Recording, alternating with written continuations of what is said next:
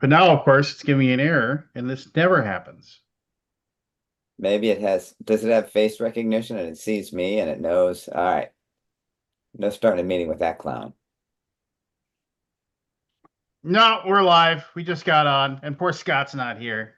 All right. There's no face recognition. But if you go to my channel and did Viking videos, you can see the chat, and so if they ask you questions, you'll be able to know. So if you go to another tab, you can pull that up, and then you can put that on mute, so The you don't hear echo. an echo because it's about like 4 or 5 seconds behind. And then we'll get between 10 to 15 people usually I, watch us live, and and where do I go? just open up a tab for YouTube and find my channel, Undead Viking Videos, and then we'll go from there. So there you go. You just found it. All And right. if you mute that, you so anyway, it is the Weekly Alaboom. We started a little bit late. I was at the gym, I can and tell. You look all buff. I'm not into the whole bragging, but I've been doing so. My son is in Olympic weightlifting, and when on his off days he likes to go to the gym, and so he's kind of propelled his mother, my wife, and I to go with him. And technically, since he's 13, he can't go by himself. Right? So we'll go, and I mean, I don't think I'm doing bad for me. I mean, as a 53-year-old man, I definitely probably should have been going to the gym a lot sooner and a Yeah. lot more often. But yeah, no, I mean, I can definitely feel. I mean, I know I'm lifting more weight now than when I first Yeah. started. So, but anyway, it is the 28th of May, the year of our Lord 2025. This is the Weekly Album, the longest running live stream, weekly podcast thing, whatever. We started off on Google Teams and Google Hangouts or whatever, and then we moved on to Yard Stream for a little while, and then we ditched Yard Stream and we StreamYard. went StreamYard, yeah, It whatever, was StreamYard. StreamYard, and then we've been doing the Zoom thing forever. So Whatever. we started off on Google. So this is Jeff Sidek, everybody. I did a this Same for is me. this is my one of my oldest friends in the industry. He runs Guerrilla Games, and we tried to get you on multiple times, so you still had an ongoing Kickstarter. But Uh, yeah, my voice wasn't great, and then I had things, and then I got your link, but I thought I actually looked at my email at 6 and said, well, I guess it's not happening. And then I looked at my email again at 8, and there was an email at 7 saying, hey, where are you joining? So it happens. It yeah, happens. Um, no, so I mean, thanks for joining. I mean, we'll definitely uh, it's one of those things where I want you to talk about your games, obviously. I mean, people if they missed out on either Love Conquers All or Lifeboat, the deluxe super new edition, right. where they can track those down. I mean, let's just start off with that. So, Love Conquers All, I got my email from the Kickstarter saying that like you with production and everything. Did you Yeah. see the news that they blocked the tariffs now with the most recent thing? Oh, that's fantastic. I figured, when things are crazy, like 145% tariff, then you figure eventually things will be zero. Yeah. And it's not like this is not a Euro game. This is definitely a throwing dice and throwing percentile dice instead of, okay, we're ratcheting it up by one, ratcheting it up by two, or throw averaging dice. It's just sort of here's 145%. So at some point they're going to say here's 0% and here's 10,000%. So Yeah, I mean, I mean, who knows? I mean, they're going to appeal it. The Trump administration says they're going to appeal I'm it sure it'll and go to try the to knock Supreme it Court down. at some point. Yeah, and I mean, why not basically just go there right now? Just let's cut yeah, because the people's lives wheels are of yeah. justice move I mean, slowly and miserably slow. yes, And there's not much you can do. You just got to sit there and wait. So, um, but it's it presently it's good news, right? Until it's bad Yeah. news. It's good news until it's bad. Yes, So, exactly. so we got to take our wins where we can get them. Yeah. Here, here. So I'm just hoping Sure. that they get the production done and get it on a boat and I can pay my zero tariffs while I can. And then, Yeah, because you basically, if you, I believe if you get the contract placed, that it doesn't change in transit, as I understand it. Are you? so I mean, at least that's what I've heard. I'm gonna write that down on a piece of paper and take it down to the docks with me and say, Let's do my it. buddy Scott Hopefully, said this is Aldi free. says, yeah. Because isn't that just like a weird thing? Like if you basically did an agreement with your importer of record, and then Right. you're paying. I mean, we're paying 30%, and or whatever the current price is. I think it's 30, and then it turns to zero tomorrow. I'm probably still paying the 30. I mean, If I I think were you, I would cancel that shipment that's due at 30 and start a yeah. I'll whole have to new see. shipment that's due at 0. Yeah, let me see if I can. I don't know if it's already because this happened during BGG Con, so hopefully maybe I Oh can. yeah. I'll see. Yeah, that would save some money. Yeah. I don't like the uncertainty of all of it. I mean, Who there does? might be Yeah. something to the idea of let's raise tariffs on particularly countries that have slave wages. Let's raise tariffs on them to kind of ratchet things up, but you do that slowly. You'd say, "Hey, you kids, you got to get out of my yard." You wouldn't just say, "Hey, kids, get out of my yard," and start shooting. And that's kind of what happened. Yeah. But Jeff, why did you decide to make games? I've never asked that question in my life. Guerrilla Games. Why'd you decide? I mean, obviously, you started playing games at some point. What games Yeah. did you play? I mean, you must have been playing. I know you had to have started with role-playing games. I mean, that's No, just well, really, I, just with everything you make, it just feels like role-playing games is where you lived and I breathed. I'm so old. I'm 60 now. So I didn't You don't discover look a day over 100, just so you know. thank you. I didn't discover role-playing games until I was I think 13 or 14. And that just changed my life. The Advanced Dungeons and Dragons Player's Handbook was just the most influential book in my life. And I've gone back and reread it a few times and it's like, oh wow, well, that was state of the art for that time. It's sort of like somebody seeing a Model T today and saying, man, that's really something. If you're riding around on horses, then the Model T is awesome, but now they've got some pretty good vehicles out there. So my origins with gaming are my brother and I would set up every game we had in the house in a line across tables. We had Life, Sorry, Monopoly, Stratego, just the basics, the classics. And we'd take turns going down the line, taking a turn with each game. And that was kind of the impetus of gaming being not just let's play this game, but just games. And then it was after role playing that I discovered other board games and stuff. And that's when the light bulb went on in my head and I said, I got to make games.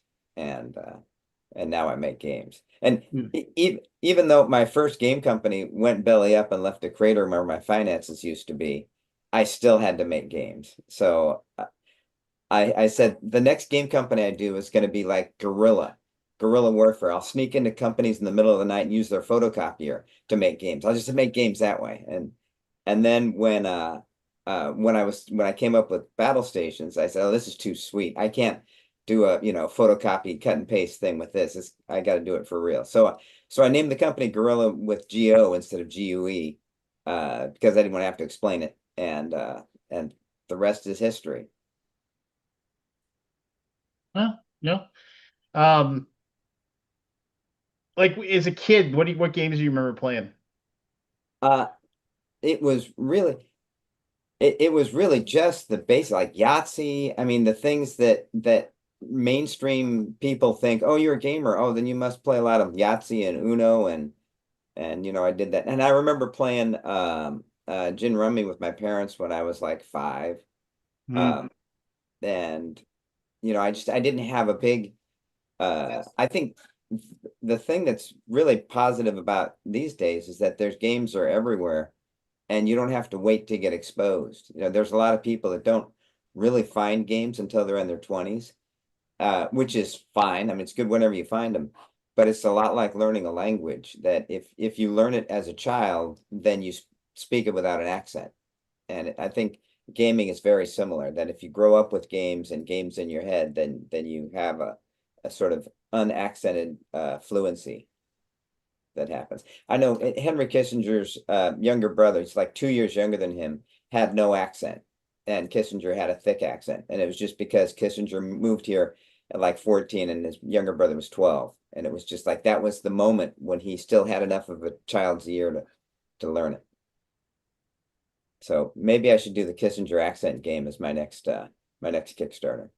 Your accent game. So in Lifeboat, okay. So so don't get it with Lifeboats, which is the heavy negotiation game of throwing guys off the boat and feeding Right. them to the sharks and stuff like that. It's two different things. But with Lifeboat, and if I may say so, I always thought that the island was better than Desert Lifeboat. Island? Yeah, Desert Island. That was just my opinion, and I like the idea that like it was kind of a sequel. They made it to Yeah. the island after being on the lifeboat, but so with Lifeboat, my favorite thing in there, and if nobody's ever played Lifeboat at the beginning of the game, and if I'm wrong, Jeff, correct me. You basically you get a character, and then you get uh a person on the lifeboat that you love and a person on the lifeboat that you hate. And Right. so and the whole thing is about like you're trying to save the one that you love and but you want to murder the one that you hate. And so it Yeah. turns and everybody's kind of like all kinds of different choices and whatever. And what I love was that you have a rule in there because it's very possible you can get yourself both the person that you love and the person that you hate. And I've Yes. never had that happen in a game, but there's a specific rule if like you actually get yourself for both things. And I always loved that there was that the possibility existed that that could happen. And what is that? Like you're like a sociopath or something? I Yes. forget I forget. So if you love yourself, you're a narcissist, and if you hate yourself, you're a psychopath. And you still don't get points for dying, but you get points for everybody that dies except for you and your secret love. So, and here's kind of a funny story. When I was first testing Desert Island, I had all the roll cards from Lifeboat. So I just opened up a new Lifeboat game and passed out the rolls, passed out the love, passed out the hate. But I didn't shuffle. And so they were all in order. So everybody on the island was a narcissistic psychopath. And there was nobody lighting signal fires to get home. We were just all trying to kill each other. It was awful. Um, but but it was good to know that that the game kind of works, even if everybody's a psychopath. That's what Desert Island is actually. Don't tell anybody this, but it's actually a better game than Lifeboat because each of the spots on the island does something different, and it gave me a chance to balance things better. And I redid the psychopath rules. It used to be the psychopath didn't get points for survival, so there's no incentive to survive. And so it made games drag out, and it would always end in somebody paddling around alone in the water before they died. So anyway, Desert Island kind of fixes that stuff, but because Lifeboat was the original, it got more attention, and it's the classic of the line, if I can have a classic. Yeah. No, and then of course, obviously, battle stations and and I always and then you actually then which I remember, and I don't know if Aldi if you remember this at all, but I remember when battle stations was before you came up with like the deluxe version of it. Like I remember like it was sold like with like modules and stuff like that. It was like super cool. And I remember I would always be like Boards and Bits way back in the day, great online game store. Uh like I would see the modules for sale, but I could never find the base game for sale ever for battle stations. And it just really annoyed me. I mean, and if I remember correctly, battle stations it like not I hate using the word AI, but it is like everybody gets to work together against a programmed opponent of different like things that happen. In battle stations, you'll have an enemy player, so it's one. Okay, enemy player. what a lot of what they do is sort of preordained, that the enemy monster is going to try to eat the ship or whatever. Some of it you can do solo or unmoderated, but a lot of it's just go at the have the enemy have the freedom to do what he wants. And then what I did dirt side, that one is all AI generated, and by AI I mean not AI, but there's specific things like if you have grunts, then they're going to come out and attack you, and drones fly in and attack somebody at random, and the lava marches across the map. So there's you don't need an enemy player for that, because it was one of the complaints I had from my battle stations players is that somebody has to be the GM, and if you have a group where nobody wants to be the GM, then you got to convince somebody to do it. Like, who's going to build the cat? And so dirt side does away with that. But the thing about battle stations is that because you got characters in space and characters on the starship, and your starship can turn, accelerate, whatever, you can't really build a simple rubric for that of, are we going to power up our guns and shoot you, or are we going to teleport over there and kill you? That's something that a person really needs to make the decision on. And so I wasn't able to do as much unmoderated there. But it still works. I'd say at least we had a lot of fun with that game back at, when did it first come out? 2004 was when Battle Station came Okay, out. that's a while ago. Yeah, and I then remember we got it and we were like kind of blown away with how cool it simulated being in a Star Trek / Star Wars movie. yeah, Yeah, it was great. yeah, those were Good stuff. big influences. And it was also it came out before that turn-based game, FTL. FTL, FTL, yeah. which I always was, joke about how when I played FTL, I was like, is this that board game version of, or the video game version of actually a Battle FTL Station? says that they had a copy of my game. Yeah, They never played it, but it was part of really. the sort of mindset of what they were making. And I was a little disappointed that FTL didn't do more space map stuff, moving around on the space map. I thought that the computer would take care of a lot of the extra stuff for you.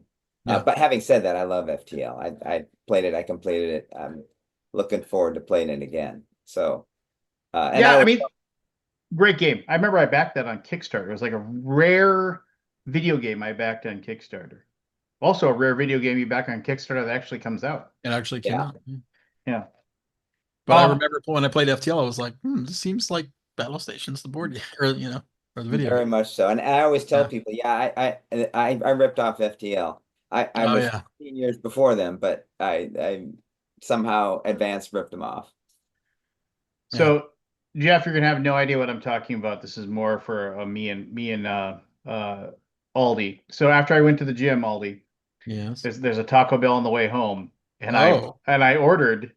Oh, you've got to wait. Has it been sitting around the whole day? No. I just got home from the gym. Oh, you just got home. That's why we started up late. You might So, need a micro. You might need a microwave that for oh like no, it's 15 still very seconds. warm. It's hot. Okay. It's still hot. So I'm curious to know. did you order one like you said you're gonna? No. So this is the missing item. What was it called before? It's called a Mexi Melt. A Mexi Melt, but Taco Bell Mexi Melt. It's a flour tortilla with the beef, the taco beef, scoop of taco beef in it. Three cheese blend, 3 cheese blend, melted, and pico de gallo. and pico de gallo. And you can make this if you download the app, you can like You download create the app, your you own can thing. custom make. Yes, you can basically, if you go to the window and you ask for a Mexi Melt, they will not make it for you. Yeah. So I've many times tried this. so I've never had one before. All right, let's go. Going in. You might need a second bite where you got less tortilla and more meat, cheese. No, that is tasty. It is a tasty taco, isn't it? Believe me, I'm a disciple of the Mexi Melt ever since college, which was the 90s, by the way. I think this is $1.90, and this is a tasty treat. It's delightful. Yeah. That's wow. Great. That's great. Anyway, how many did you get? Just get one? Just got the one. Oh, you just had, okay. Well, now you want two. And I had enough points to get it for free when I ordered. So free tacos is always better than Yes. That's cool. So, um, Well, now you're making my mouth water because for the Mexi Melts. Well, they brought it back for a limited time. You could get one, and I went with Lincoln and Nikki a couple months ago when they came into Dallas. I think it was this year. It was like early this year, and then I went again, and they're stopped. Like, oh gosh, Taco Bell. well, I'll be getting that So again. what's the rating like on a scale of 10, 1 to 10? Oh, I mean, like a normal soft taco costs $2. That's the same price. I'll get that over a soft taco any day. That Okay. is way better than a soft taco. That was tasty. It takes a little. It's quick to eat though, right? Like I Mhm. feel like a soft taco lasts longer because it just takes a longer because you got more. You got lettuce and tomato. Yeah, no. Jeff I is mean, looking at us like we're insane. I know. So, Jeff, we Uh, talk about all kinds of crazy stuff here. I The Taco apologize. Bell Mixie Yeah, Melts. Mhm. yeah, So how did you do it? How did you do it with the app? Like just you went to can. the app. Went to the app. So here's the deal. How many times have I gone, Jeff? I don't know how often. I know you're like a rock climber and you know stuff. And let me just say, first of all, God bless, man. I mean, I know you're an atheist and everything like that, but God bless. Thank God that you've beaten cancer. And I mean, when I heard that, man, and I heard you being very, very outspoken about your about what was going on, um, when I heard that you had gotten a clean bill of health, Yeah, I mean, that really made me happy. So, I'm happy. uh, I'm cancer. I've beaten cancer, but it's still beating on me. I'm still this is my dinner right here. That Are you eating. able to eat solid food? Yeah, the doctor says I can, and when I do, it's just awful. It's like anything I eat, Oh no. it tastes like it's been dropped in the dirt with maybe Oh. sprinkled a little cigarette ash on it. And so I can, oh, don't tempt me with a good time. so Oh. I had a slice of pizza, but it was like a hot dog eating contest where you got to wash it down with water. So I take a bite, chew it up a lot, and then It, so yeah. it's miserable. Well, How that long do sounds you think you'll hideous. have to be like that? Be that way? Yeah, but And yeah. supposedly it's going to be better in another month or two, and they've been saying that Oh, for months, but we'll see. I mean, I ate some oatmeal this morning, so and it was just bad, which is a big step up from horrible. But I was just gonna say, what? It was just bad. You sounded cheerful about it, and then I yeah, was like, oh no, but because I used to eat at Taco Bell all the time, and I love Taco Bell, so I miss that. So I can definitely, although well, now you can get a Mexi Melt. I'm a vegetarian, so I wouldn't get the Mexi Melt, but Oh, well, you can get the Mexi Melt without. You can just get the cheese and the pico. okay, I yeah. could do, No meat. You could just get the cheese. yeah. Cheese and Um, pico. That's a big part of it. um, no, but how many? I don't know how many times I gone through the drive-through, and they said, they get that robot voice that says, "Hi, welcome to Taco Bell or McDonald's or whatever. Are you using the mobile app today?" And I'll always say, "No." And then the person says, "What do you want?" What do you And want? this time I was so excited. I was like, "Are you I using the know we mobile talked app?" about this for like at least 20 minutes today. I was like, are you using the mobile app today?" And I was like, "Yes, I am." And then there's a pause. What do you want? I was like, what was the What point of is asking the question? what maybe it didn't detect your because you said yes I am and you confused it. Maybe. You just said yes. Well, that is good to know. I mean, honestly, I kind of wish I didn't know.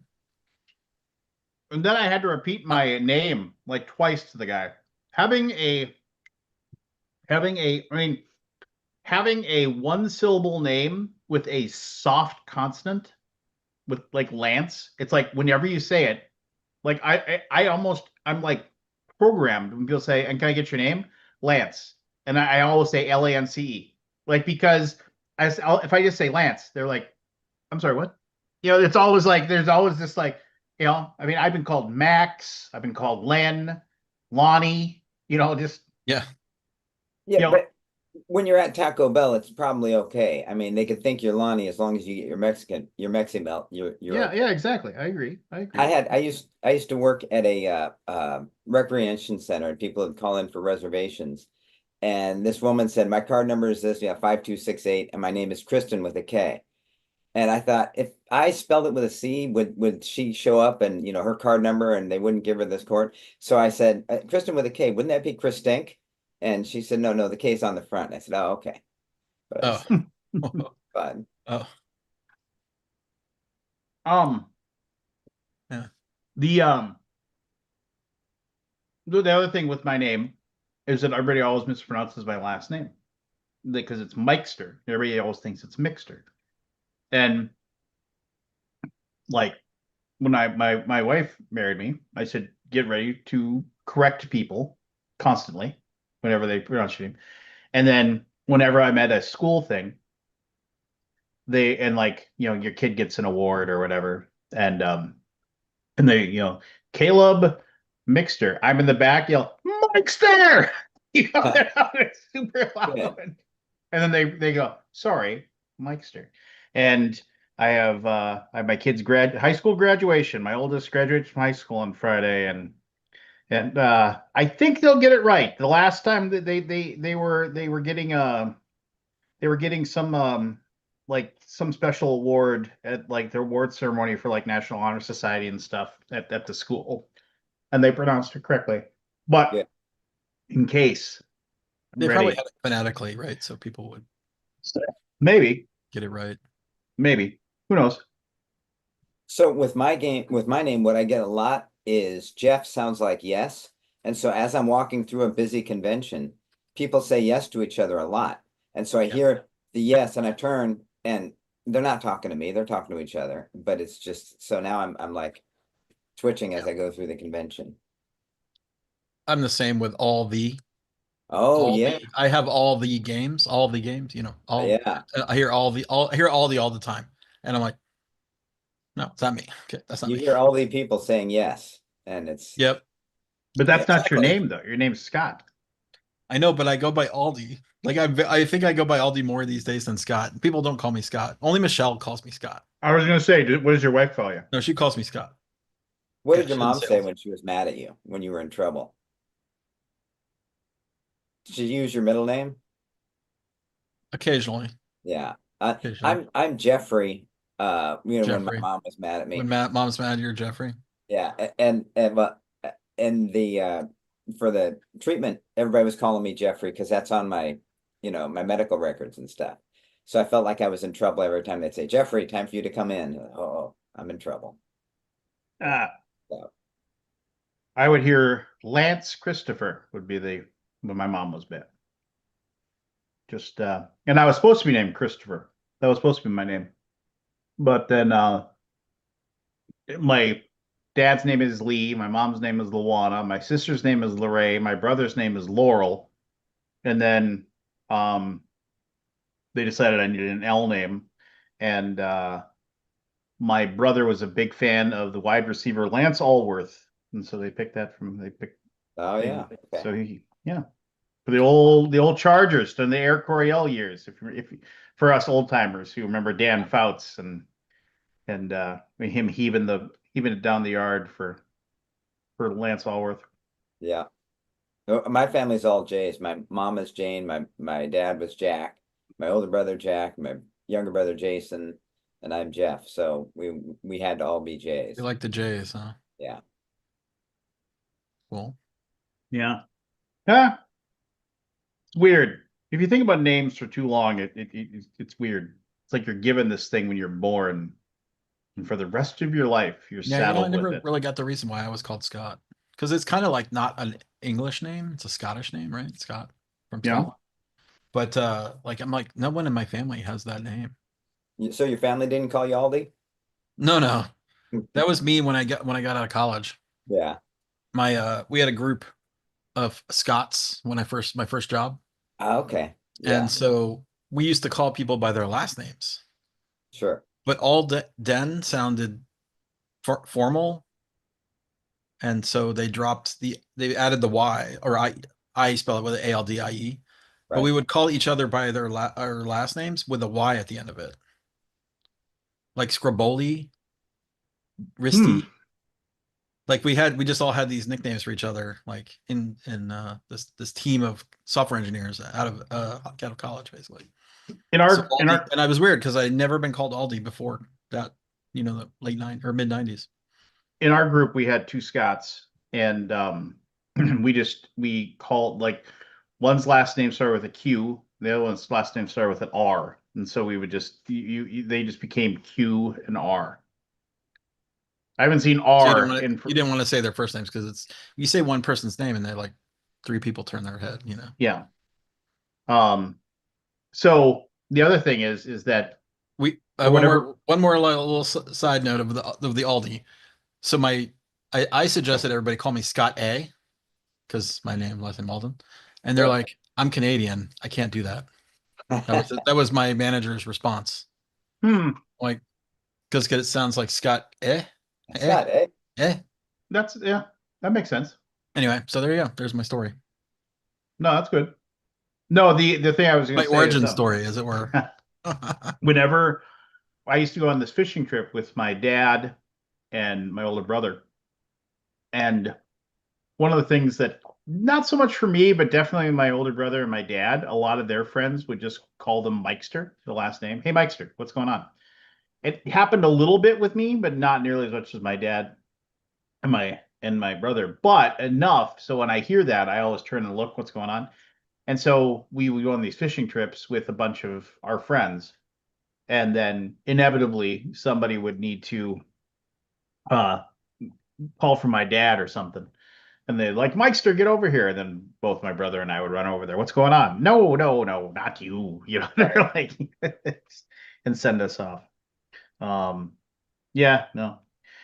There's only about like 30 or so of us in the world anymore, as far as the Mikesters go. So, but I had my son, so I did what I was supposed to, as my father said. When my son Caleb was born, but I got to be the one to tell everybody because we didn't find out the gender and after he was born, and I got to go out into the hallway and tell everybody that he was born and he was a boy, and everybody was like so excited. And then uh, my father looked at me solemnly and said, and put his hand on my shoulder and says, "You've done your part."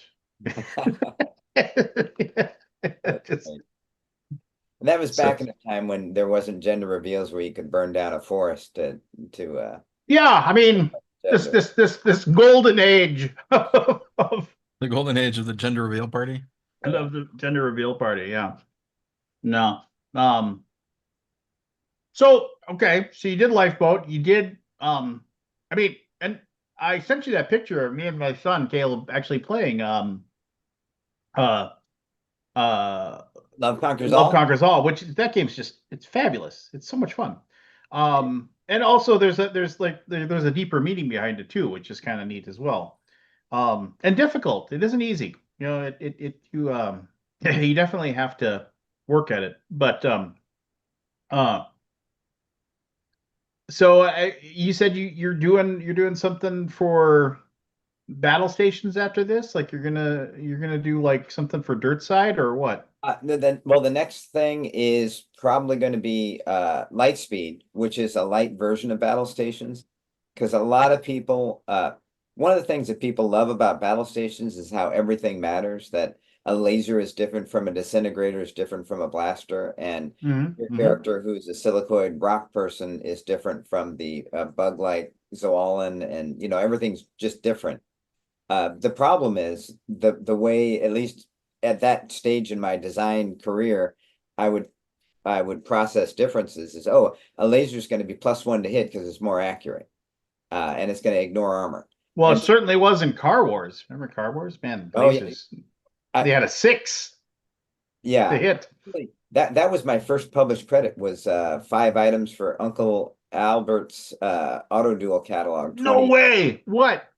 Yeah, I Do you did. remember what? Do you remember what the items were by any Oh chance? yeah, it was the Mind Flinger, the infrared laser, and oh God, there were 3 more. Anyway, The I infrared laser. Oh my gosh. Did you come up with the so you must have done the laser guidance link for the rockets then too, because that was no, the that would have been reason. good. That was probably somebody smarter than me. Uh, but the way I did that was I got the earlier catalog and I said this is awesome and wrote out 100 ideas and mailed them to Steve Jackson, then waited back for them to send me a fat check because I never read the stuff where they say if you send us anything, it becomes ours. And so to their credit, they used 5 of my ideas, sent me a check for $25 and a copy of the book that they put it in. So, and and I'm 20, 21 years old then, and I'm just excited to have my name in print, especially in Car Wars, which is just an awesome, awesome property. Yeah. No, I remember and then the infrared laser. There was a targeting laser that was it was a zero space laser, and you could make that infrared, and you could and then you could put a rocket launch, because rockets, they had a hit roll of 9. They were so, you had to roll a 9 or better to hit with them, and they were just so tough to hit. But if you did the laser guidance link to your targeting laser or your infrared targeting laser, all of a sudden now they had a targeting, like a hit roll of 6, and it made your rockets so much more, uh like just better and everything. It was just amazing. That's cool, man. That's super cool. And they sent you a check for 25 bones. Yeah, A yeah. buddy of mine submitted stuff to them all the time, and he got a couple of things published. He even wrote like fiction and sent it in. And I remember one time he wrote a whole wrote a whole story, but he put in rules for a bazooka. And I was always like, how did they never come up, like, how did the bazooka never get put? Because they just had that one shot rocket Sure. weapon for pedestrians. And I was like, why isn't there a bazooka? Why isn't somebody come up with this? Then he made rules for a bazooka. I remember they took it and they added it in, and I was like, that's cool, you know. And then we actually got to play test some GURPS stuff for Steve Jackson games. And Oh, that's yeah, that was cool, you know. I And feel like from a design standpoint, that rolling 3d6 makes such a flat curve that I just, that's my big problem with GURPS. I love the idea of everything is got its own little special rule for how it works.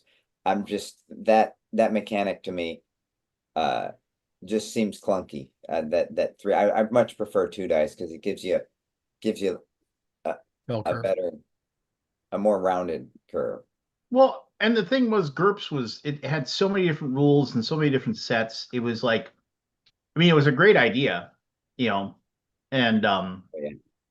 but you could monkey with those things so easily to, like, I remember with GURPS Fantasy, and this is like, sorry everybody, we're all over the place here, but like with GURPS Fantasy, because of like the passive defense things that you could have on shields and armor, you could very easily make a character that and then give them like a sword, and then have enough sword skill to have like a passive defense of 16, meaning that when anybody attacked you, they couldn't hit you unless you basically rolled a 17 or 18, which is a critical failure anyway. Right. So it was just like, oh, well, my guy's untouchable. It's just like if in hand-to-hand combat. Now, of course, just shoot an arrow at him, he's going to get shot anyway. But I mean, it was stuff like that where you could just monkey with stuff. Um, we used to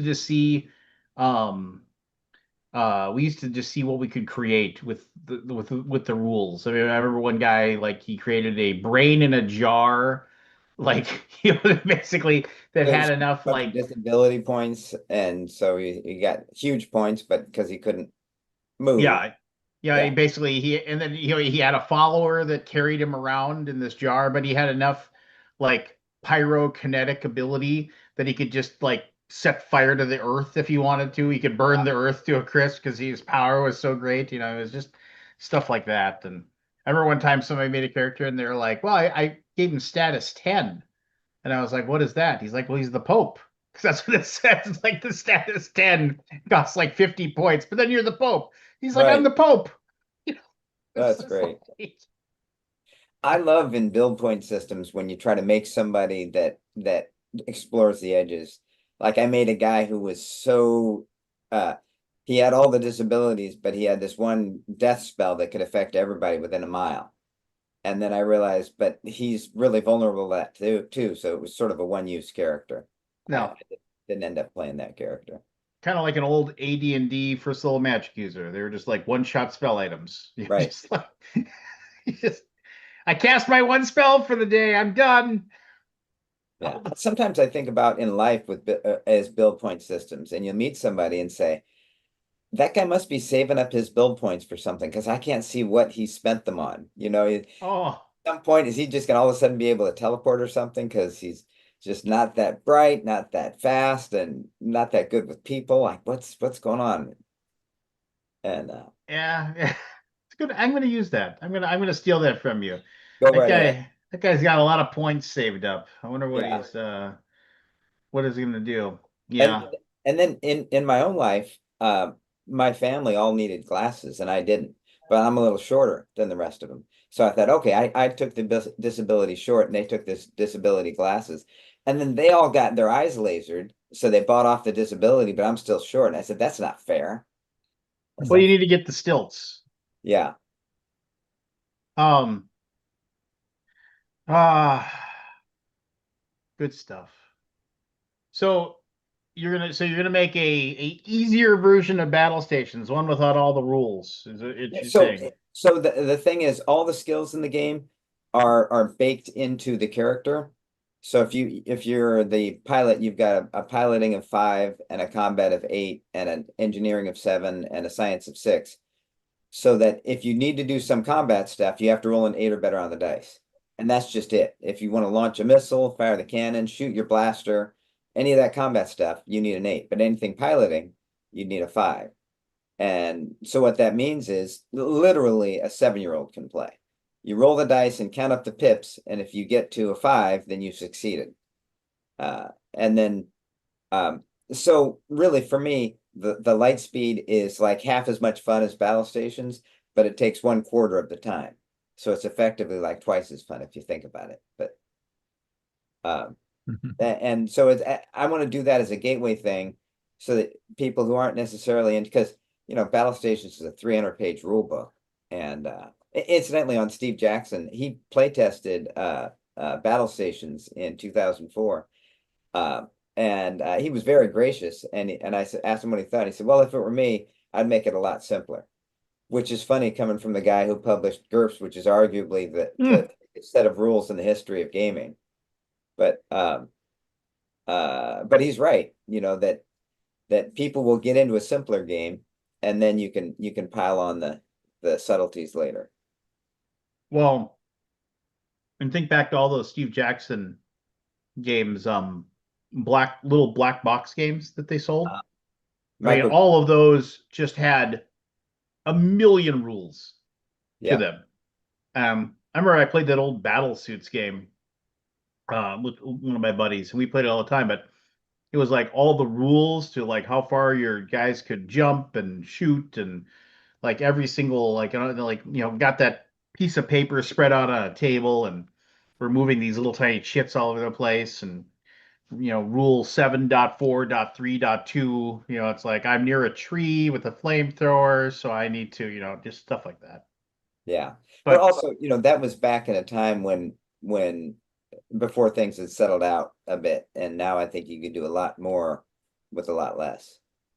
Uh, eh, do you know if Steve's designed anything recently? I don't I don't think remember. he has. I mean, I'm kind of sad because I only met the guy once in my life, and I was kind of starstruck too. It was like one of Yeah, those things where it's like, oh my gosh, it's Steve Jackson. And I met him because you remember Hunter Shelbourne, Scott? Yep. I Hunter Shelbourne's kind of been an on again, off again guy who's worked for Steve Jackson games, Yep. and he was at a convention and he's like, "You want to meet Steve Jackson?" Like, yeah, I'd love to meet Steve Jackson. And I got to talk to him for like 5 minutes, and then I got to relay to him the story that like there was some weird. So this is going way, way, way, way, way back, the Wayback Machine, late 80s. You could go online, late 80s, early 90s, you could go online and play in and like be in these like text-based domain games. They were called mhm, muds or mushes and all these different things. And me and a buddy of mine were playing on one, and there was like this person showed up and they had this really weird name, and they were just being annoying and like doing shouts, which means everybody on the game sees what you're saying, and they're just shouting out song lyrics or something. And I remember, and like myself and my buddy, we blocked the character. We're like, that guy's annoying, and we blocked him. And then we found out later that like that was Steve Jackson, like playing that weird game. And I was like, we're not, we seriously, we just blocked that guy. I was just like, and then we unblocked him, and then he never logged back in to play that we were on. And I was just like, and I told him that story, and he's like, I think I remember that. He said, yeah. And I was just like, oh, okay. And then, but yeah, that was a million years ago. A younger man. Yeah, Uh, I went, this was when my first game company in 92. I was in Vegas for the Gamma Trade Show and went to dinner with Steve Jackson, Mike Pondsmith, and Peter Adkison, who at the time he had a booth that was the size of my booth at the convention. It was just a single table, and he was selling the Primal Order. And oh, that was before, and apparently I didn't they weren't talking about it in front of me, but that was at the time when Peter was kind of making the pitch to Steve to go in on Magic, and Steve passed on it. But it's just real funny that I was sort of there at a time when these great powers are moving and shaking, and I'm just kind of paddling along, and you know was it almost 30 years later, here I am, still me. And Peter's gone on to greatness, and Steve Jackson's got Munchkin money, and the world just happens. yeah. Uh, Life is what happens when you're making other plans, as uh John who's his Lennon. face? John Lennon. Yes, I couldn't pull. I was like McCartney. No, it isn't McCartney. I couldn't pull it. So, I have a um, grievance. oh, okay, you got a grievance. Let's Yeah. go. Oh, so this is we air grievances. If you got something that at some point made you angry, you get to air it out here without getting into too much trouble. So anyway, go ahead with your grievance. So I woke up this morning and my sink was full of water. That's not a good thing, not on purpose. Hmm. So I detected that my sink was not draining properly. Um, and we've had this problem before at this house, like 5 years ago. And a few times I've been able to like unclog it, and just like I've used this thing called goo. What is it called? Uh, green, green something. Green. What is it called? Green gobbler. So it's like it's supposed to like chew up the hair and the grease or whatever, all the stuff that gets clogged in pipes. So I poured a green gobbler in, let it sit for an hour, and the water was just not going down. So ran water through. I got through a little bit of it, but the water basically backed back up again. So I pulled out my snake, and I've got this 25-foot snake, and I did all 25 feet of it and started spinning it. You twirl it, pull it back out, nothing You do comes it out. by hand? Yeah, it's a hand crank. Yeah, it's like a little, and you pull it, and it's interesting how it works. Like, so you're pulling it at the wire out of it, and then it comes back. It can recoil back in. It works really well when there's something to be cleared. Um, so I pushed it through, and I did the entire 25 feet, did the spinning thing for like 10 minutes, and then I pulled it back out, and absolutely nothing came out of it, and none of the water was draining either. I'm like, that's strange. What is going on? So I started plunging. You plug up the hole, the little Yep. hole, the air hole with a glove, plug that up, and nothing. Like me and Lincoln were basically just stymied with it. So I called the plumbers, got plumbers over here, and they come in. And I said, I think there's something more that I think you're going to need a rooter, like because we rooted it before or augered it, and that cleared it out about 5 years ago. And they didn't really pay attention to me. They're like, "Oh, we're gonna check it out." Anyway, I'm like, "Okay, check it out." So they go upstairs and they do it. They go in the bedroom and look at it. And 5 minutes later, I see them running out to the truck to get the the rooter, right, the auger. And I'm like, "Okay." I said, I pointed at him like, "Yeah, see, I told you." And so they start rooting it, and I can hear the thing coming down through the, like I'm sitting in my living room waiting for them to, like, I don't want to like stand there and watch them. So I'm sitting in the living room just chatting with Lincoln and Nikki. They were leaving today, so I wanted to talk. And I just hear this incredible loud grinding of that thing running for like a good 15 minutes. And they come back down again and they're like, we can't break through whatever's blocking you. I'm like, whoa, no, that doesn't sound good. Like, I guess some mineral deposit had built up inside these pipes over 5 years' time. So the AC line in our house drains into my sink, which I hate that because if that sink backs up and your AC drains, you flood, which is Right. why it was filled with water this morning when I woke up. So I'm like, I was close to flooding. Um, anyway, long story short, they had to go through the vent line of the drain to actually clear it, and it took them about a half an hour. I'd never seen anything like it. Even the first time we had the problem, they cleaned it out in five. The first time I had it, rooted, it was like 5 minutes. And these guys were on it for like a half an hour. It was going for half an hour. I could hear it, running. And I heard it. Then I eventually heard it stop, and I came up there and I talked to him and I said, "Is it done?" Like, "Yep, I think we got it." I was like, "Wow, it's really a lot. That's a lot of minerals." So I'm guessing it was a mineral deposit buildup from the AC condensate Ah, that runs off into that sink, because only my sink was the one that would clog, right? It wasn't like the whole house or anything like that. Anyway, there's my grievance. I hate AC line. I mean, because we run our AC in it's Texas, we run it all the time. We right. never turn it off really. Um. Anyway, there's my plumbing grievance. I Plumbing's guess the I guess in worst. the end it wasn't really a grievance. It was more like a story about a problem. Well, it's annoying. Yeah, it's annoying. It disrupts your day. I mean, Totally. Spent half the day dealing with it. Yeah. yeah.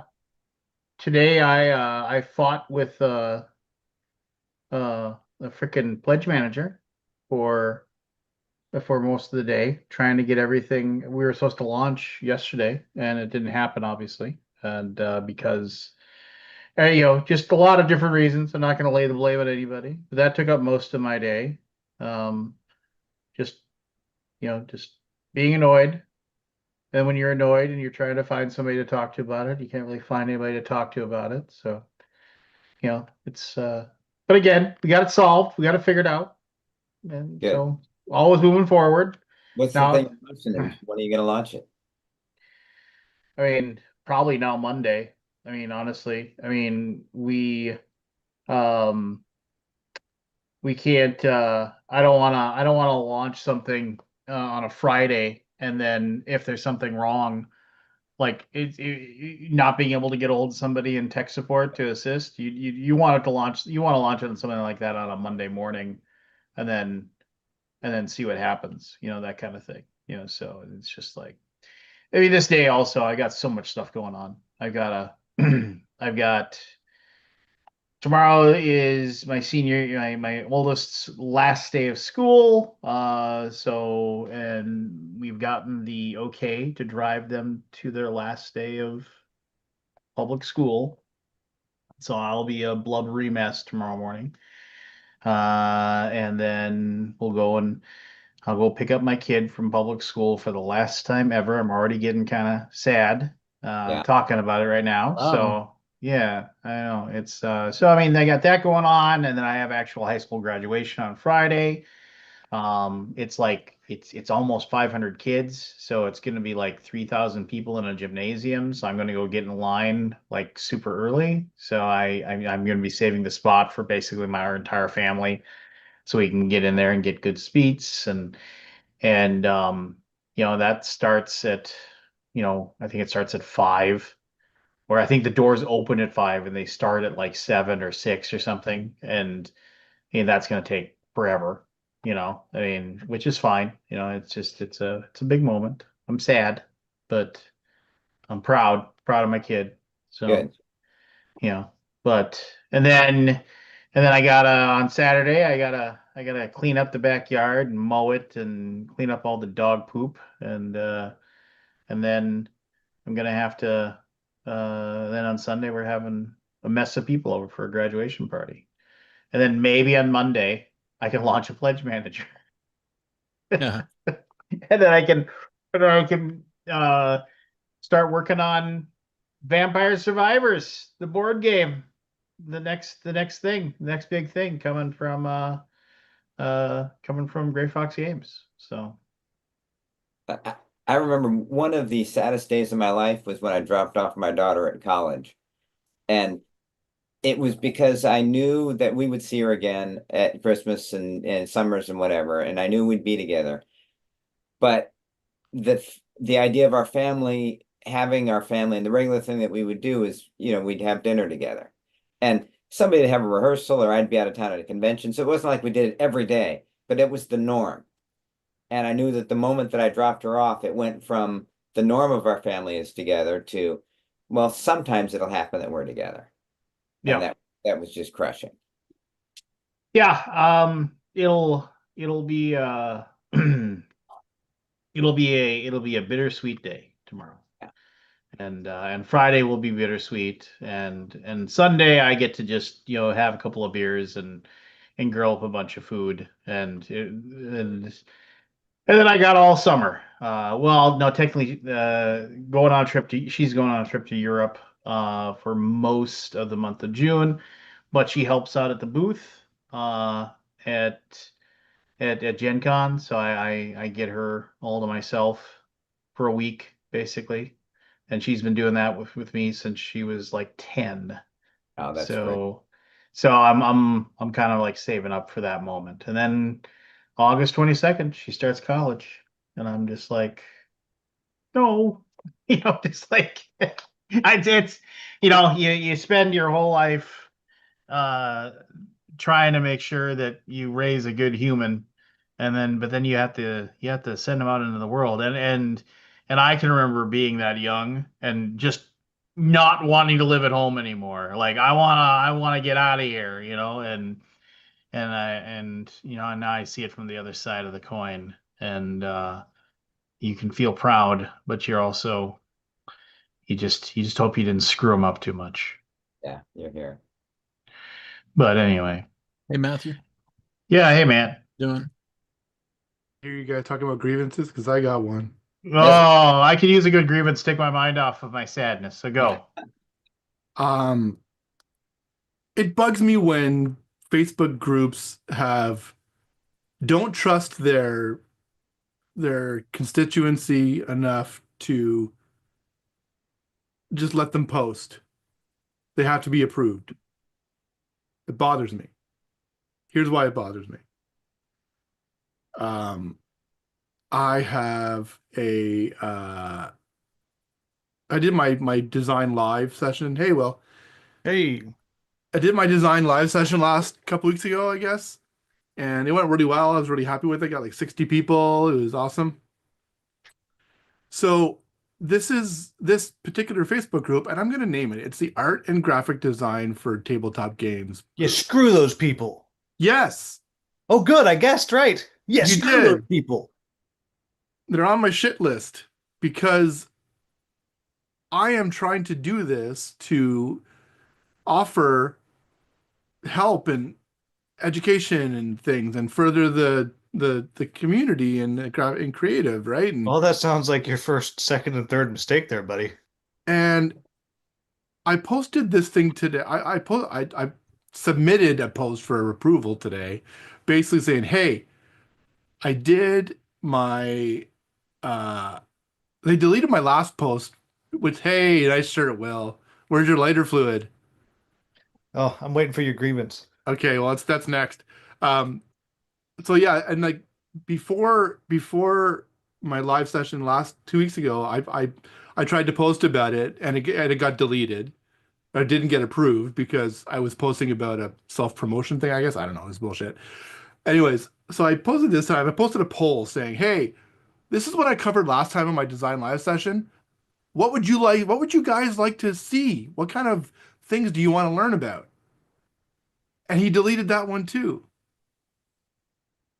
maybe they think you're just self-promoting all the time and not I contributing. I mean, I mean, it's weird, right? it's That's, I me mean, doing he it, sent so I out can't really this separate shirt, which is myself. total self-promotion. I mean, just everywhere. This is like Alaboom sponsored by Be Creative or some nonsense. I don't know. I don't know. It just really irks me. So I'm just gonna leave the group, I think, because it's just That's a bummer.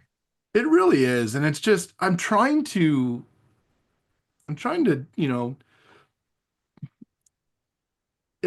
I'm trying to be someone that I wish existed when I was trying to learn these things. Yeah. Anyways, and my You know, second grievance, Maybe they just, there's always I mean, you people could like write to that. them and just say, hey, look, there's some aspect of self-promotion here, but I'm really trying to help the group. I am done with them, Okay. to be honest, because You're just done. Okay. You don't want to. What I mean, if you don't want to say it out loud, what group was this? oh, it's You the don't want. art and graphic design for tabletop Oh. games group. Just calling them out. I I'm love it. not fucking pulling punches anymore. And the thing that really bothers me too is the admin. Like, there's a pinned fucking post from him saying, in light of the tough times the tabletop games industry is going through, I have reduced my RPG design rates to blah blah blah. I'm like, Sounds like self-promotion to me. anyways, I mean, am I gonna get? Am I looking to get work from this site? We're busy. I don't really need the work from this site. Will we take it? Sure, we'll take it, but I'm not, that's not the reason why I'm doing this. And it's irksome. And then my second grievance is about this fucking Will Brown guy. Yeah, I he's do the my worst. very best, Matt. I really do. I'm just kidding. I know. I knew it in the moment. As soon as I sat down, I was like, shit. I meant to read that thing again, but I was like, I gotta go to school here. I did that before. I got what I paid for. It's all good. Well, you got it twice, so you got 2 times 0. So No, I do appreciate it. You know what they say, any publicity is good publicity. So yeah, the link's out there. yeah. I got you, I got Ruel did it too, which is great. You probably did it right. Yeah. Yeah, Yeah. mostly. But yeah, anyways. And then do I have another grievance? I thought I did, but Well, think about your grievance because I got a big one. Let's hear it. I have a grievance against all seniors, not old people, seniors in high school and their families the last 3 weeks of the school year. Let me tell you, what grade do you teach? Hey, my kid is graduating the last day of school tomorrow. So, yeah, well, and did you suddenly think about, oh my God, I care about their grade now after I haven't heard from you all year? Oh, no, we stick. I get on my kids for their grades all the time. So, it drives me insane the amount of like literally I've had one email response from a parent all year. Not a single kid comes to office hours even when asked. This last three weeks, I had literally 127 emails about, can I turn this in? Can I do this? What about my grade? I'd like to talk to you about little Lance. Just gonna I rip haven't my been little face in a off and long shoot fire time. out of my eyeballs. My wife teaches senior English, and she's getting hounded by one of her students asking if she's graded the paper that the kid did instead of taking the AP test. And then she finally gets to the paper, and it's AI. And so this kid is spending more energy hounding my wife about grading it than she spent writing it on. It's just ridiculous. Yeah, there's a free an AI checker thing I have a Yeah, teacher she checked subscription it. to. It was 86% AI. I ran out of words. I didn't know there was a limit. They're like, oh, if you'd like to use more than the 12,000 words you've used this past week, you're gonna have to pay us some money because so many kids. Anyhow, Are you an English teacher, frustration. Will? Huh? You an English teacher? Yeah. Okay. Yeah. 10th and 12th grade. Um, so anyhow, harumph. Yes. Harumph is right. And look, even my Rump. board game's honoring you, Matt, that I'm playing right now. Nice. Maple Leaf. Aldi, you know what I'm playing based off this one symbol? Cascadia? Nope. No, I do not know that one. All right, Root? Should I what know if I it? give you this one? Oh, that's the Lord of the Rings, right? Yeah, Oh I my got God, you them got an to early copy? I'm allowed to have it for 10 days. Like That Oh, Matt's wow. thing? It's so good, right? Have you have you I've gotten only into I it played much? it on I just did a demo at KublaCon and I really liked it. And Bree Woodward was like, okay, well, I'm going to Disneyland for about a week. Use it for So 10 here, days. yep. And I was like, I'll do it. Is that Matt's one? Yeah. Yeah. Oh, sweet. It's the pandemic system, Lord of the Rings. Did you see John Beta Fellowship. Clare's fucking epic Lord of the Rings thing he had at the gathering? It almost took up 2 tables. Who? John G. Clare. Oh, maybe he came after I left. John D. Clare. Oh man. Yeah, I did not see it. No, I know I chuckle because of uh I'm sorry Andy isn't on here because he can corroborate this story. Like when we were publishing a John D. Clare game, like it was my job to like be his first line of like, yeah. why isn't this game being made like this? Why isn't this game being made like that? Why isn't so I was the first person. I got a lot of angry emails. I mean, wasn't mad at me, but I remember I got a lot of angry emails from John DeClaire. Yeah, John's very particular about his games, and I think, Yeah, well, I mean, I told him, shut your goddamn mouth, or I'll shut it for you. And then he learned. He learned. Yeah, that's what I tell the parents. It's exactly that. I have a grievance against myself. Oh, I've got tons of grievances against you, but go ahead. You can start it off. So the last couple of weeks, I'm like, like shrinkflation is a real thing, right? Like they always get That's less. what I've been telling. Especially I up there keep in the telling my cold. wife. I keep telling my wife. She doesn't believe me You though. always get like we're constantly getting less for paying equal or more, right? Right. And so for the last couple of weeks, I have been getting this pop-up while I'm using my Adobe apps that says, it looks like you're using, it looks like more than one person is using this account. And I'm like, what are you talking about? I have it installed on 2 computers. The EULA says you can use it on concurrently on 2 machines, even if you have the app open on the 2 machines at the same time. He says you're allowed to do that. Do you have 2 windows open on one of the machines though, maybe? No, no, no, no. It was just one instance of the application open, right? Matt, it's the tariffs, man. I'm like, what the hell's going on? And I even gotten onto the chat. They no longer offer, and I had a little mini grievance inside of the grievance. They no longer offer phone support for subscription people, which is pretty ass, I think. But anyways, that aside, I'm tearing a strip off this poor fella in India or whoever through chat saying this is bullshit. I could used to do this. I don't know why you guys changed it. And then it dawned on me, fuck. I'm using a VPN at home and not at work. So it looks like I'm in 2 different countries. Right. So I'm you're like, the asshole. Which app is this? I'm the asshole.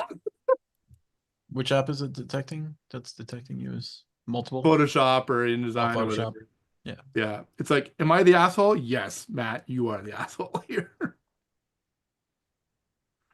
It was a little bit of an egg on the face moment, but Well, we got plenty enough people here to do some initials, and I've got initials. Should I do my BGG con report or not? Or are we gonna talk about Well, let's it? do initials first, and then I'll and do then then I can zone out and listen to the report. I can I've already zone out heard while from I'm talking, you. Yeah. as Well, usual. no, you've already told me about all the games. I know you already know about it, but not everybody else You knows were about it. kind enough to share your BGG spring moments. So That's all right. then I'll share my KublaCon moments. So and then those No, that's okay. peasants who didn't go to a con We can can do a listen. Memorial Day weekend I was at Game Expo convention. again. I was doing landscaping duty to get my backyard ready for graduation. Is the party party. this weekend? It's this coming weekend, yeah. This weekend. are you digging a pool like in No. Casino Man? But we built a pergola and we obviously pulled weeds. I cut down some bushes, so they weren't giant monsters. We cleaned off the deck with a pressure washer, cleaned off the patio with a pressure washer, cleaned off the driveway with a pressure washer, cleaned the sides of the house. Um, we got the lawn sprayed for weeds. We I mean, God, we just, I cleaned and prepped the Blackstone grill, so it's ready to go and it's You have a seasoned. Blackstone? Yeah, so I'll be because we're making Brinner for the thing, so I'll be making Making like what? bacon Brinner Never heard that. I never heard that either. breakfast for dinner. So I'll That's be You not making made a that a up. You made that up. That's no, not a thing. that's a thing. Brinner, Brunch, Lupper, I'll accept. I never heard that Brinner, one either. Brinner. Lupper? Brenner is stretching it. Upper? It's Brenner. Anyway, it's cornpo, Corn pone? Corn corn pone? pone. Yeah, we're making some Fresh corn corn pone pone? for some fresh corn pone. You mean cornbread? Yeah, no. Yeah, I gotta set up a canopy, I mean, we gotta do decorating still, but I mean, it's a whole thing, and it'll be annoying, but it'll be fine. But anyway, Jeff, are you familiar with the initials? Do you Of course. understand? Why don't you explain it to the folks at home? Okay, so the initials game is a game where you have a buzzer. Your buzzer is your name. So if you want to ring in, what would you say?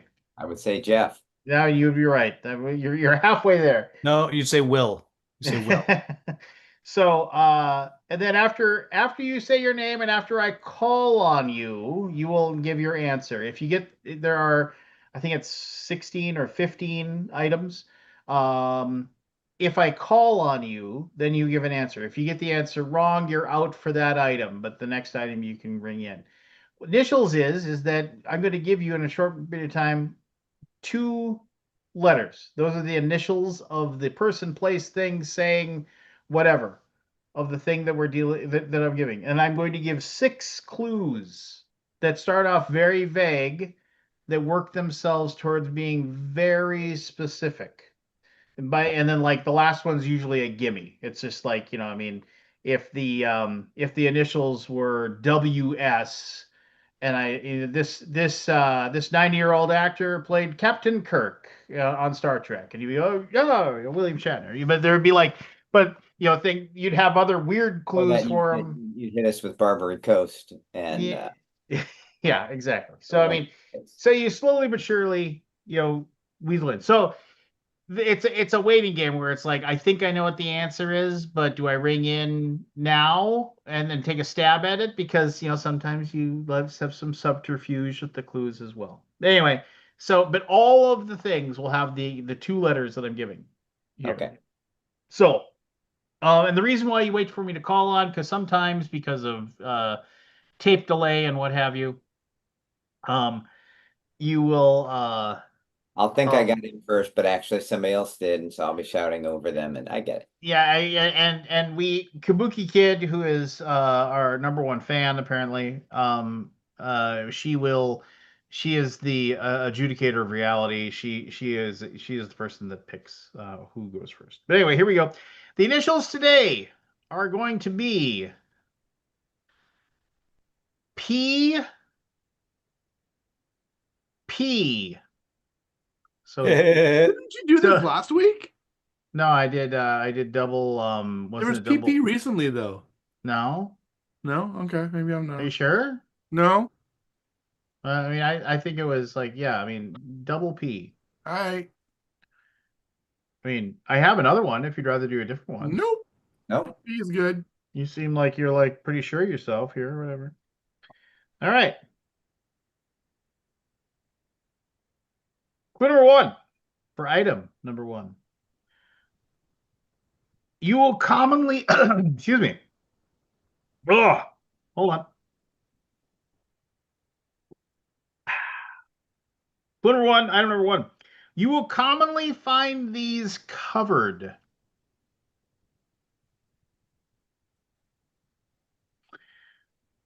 Clue number 2. This was released in 1997.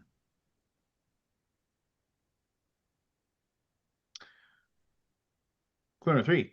Depending on who you speak to, these are sometimes considered obscene.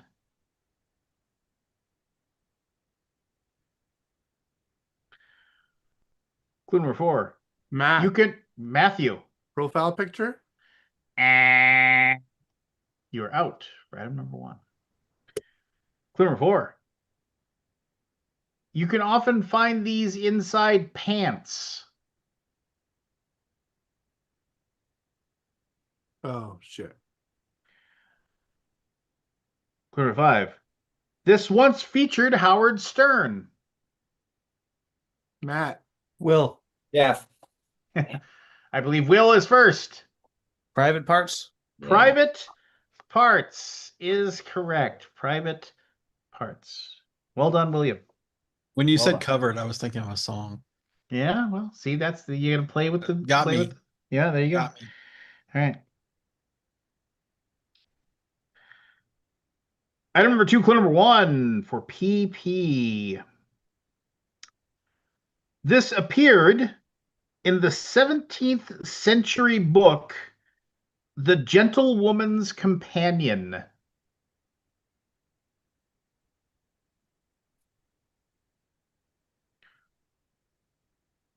Clue number 2. This is connected to McCormick in the 1930s.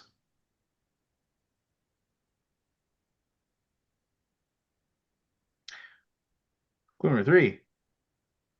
The popularity of this was aided by industrial canning.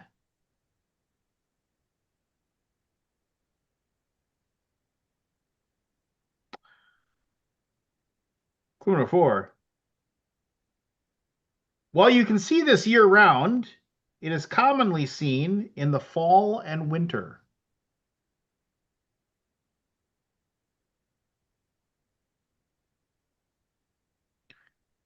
Clue number 5.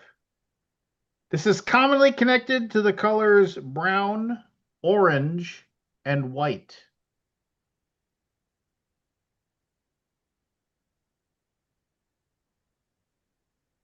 Final Matt. clue. Matthew. Pumpkin patch. Aldi. Fuck. Aldi. Pumpkin pie. Pumpkin pie Oh, Matt. is Matt gave me correct. the assist. Yeah. Matt gave me the Not the assist. first time either. No. Pumpkin pie. Pumpkin pie is correct. That's what I Okay. meant. Did it? How did you hear it? That's what I said. How did you hear it? I heard pumpkin pie. Eh? Exactly. All right. Item number 3, clue number 1. This is connected to golf, tennis, soccer, and more.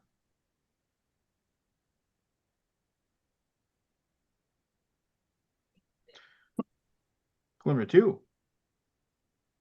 Debuted in 1985.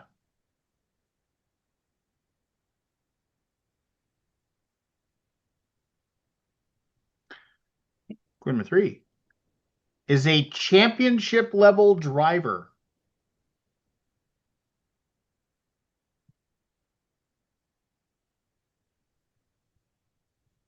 Clue number 4. Commonly seen wearing blue earrings.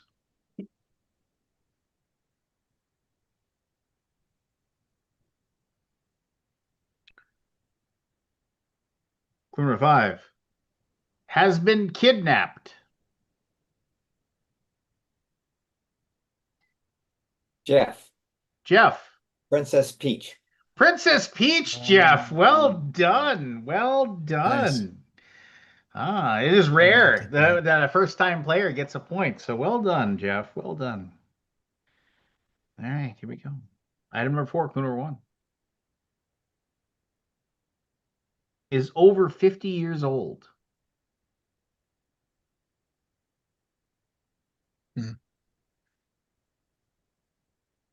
Clue number 2. Has a writing utensil as a nickname.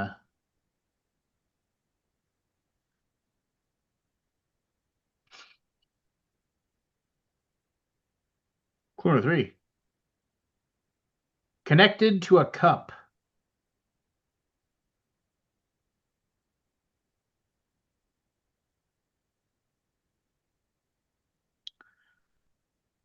Clue number 4.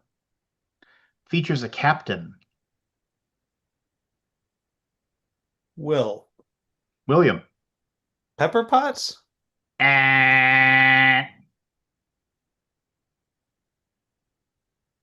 number 5. Connected to Super Mario.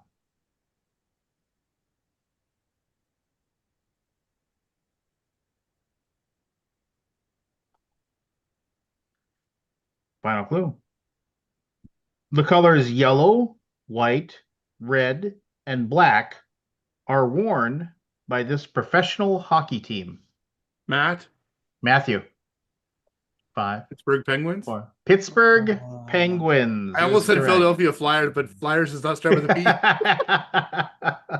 The Pens, as they're known. The Pens. Oh, And gosh. Mario Lemieux was known as Super Mario. Super Mario. Super I Mario. totally go in a different direction on that one. You know what Yeah. Lemieux stands for? The Mew. What do you know what it means in English? The Mew.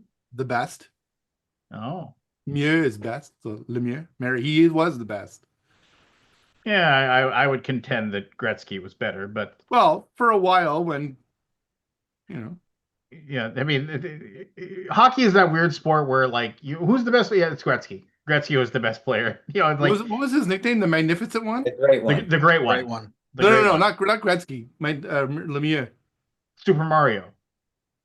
Yeah, but who was the Magnificent One? I don't know. But It yeah, was go a go cowboy go movie. go look at the stats. Gretzky was. I mean, there's no. I mean, Yeah, you that's can Mario Lemieux, the Magnificent One. Well, Yeah. he's number 2 now. Ovechkin passed him. But didn't he take a few more years to do it? No, well, exact he- same he- number of he's- games. Wow. but he's not even close to his assists number. I mean, and plus, like, if I remember, Gretzky scored like 50 goals and like, I mean, like he's got this goal record that like the number in the number of games, it's just ridiculous. But anyway, it doesn't matter. Clue number 1. This is often tested.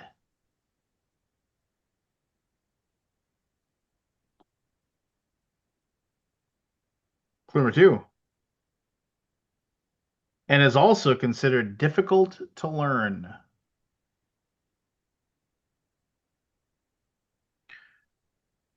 Matt, Go for it. parallel parking. Parallel parking, Matthew. Well one. done. I'm glad I looked up a bunch of things for that. Anyway. Just- Hold on a second. You can fire them off, you know. Yeah. It's so cold in the basement right now. I'm actually wearing a fleece blanket on my legs. Oh my god, it's freezing. Okay, go. I'm not even wearing pants. You could be a news. Go it- on. It was 84 degrees here today, Matt. It was whatever 25 degrees Celsius is. I don't know. I'd say close to that. Yeah, that's hot. 77. Canada.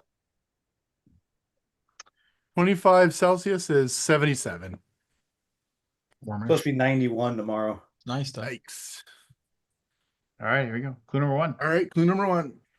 Was featured in multiple episodes of Breaking Bad.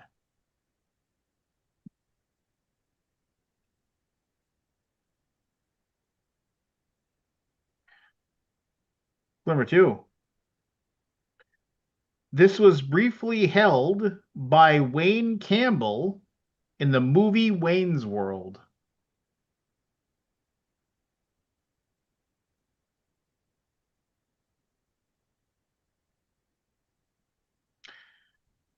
Clue number 3. This was hydrated in Back to the Future Part 2.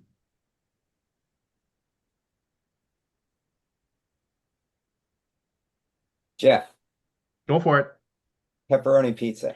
Pepperoni pizza, How did I Jeffrey. not Well have that? done. I had that written down too. Darn. Yeah. Wait, you just have a bunch of PPs written down? Yeah, you gotta. I take You also, notes. I've I've got none of them, by the way. You got one. I got Thanks one. to me. But you got me one. All right, here we go. Clue number 1. The date is uncertain, but it started in the 19th century.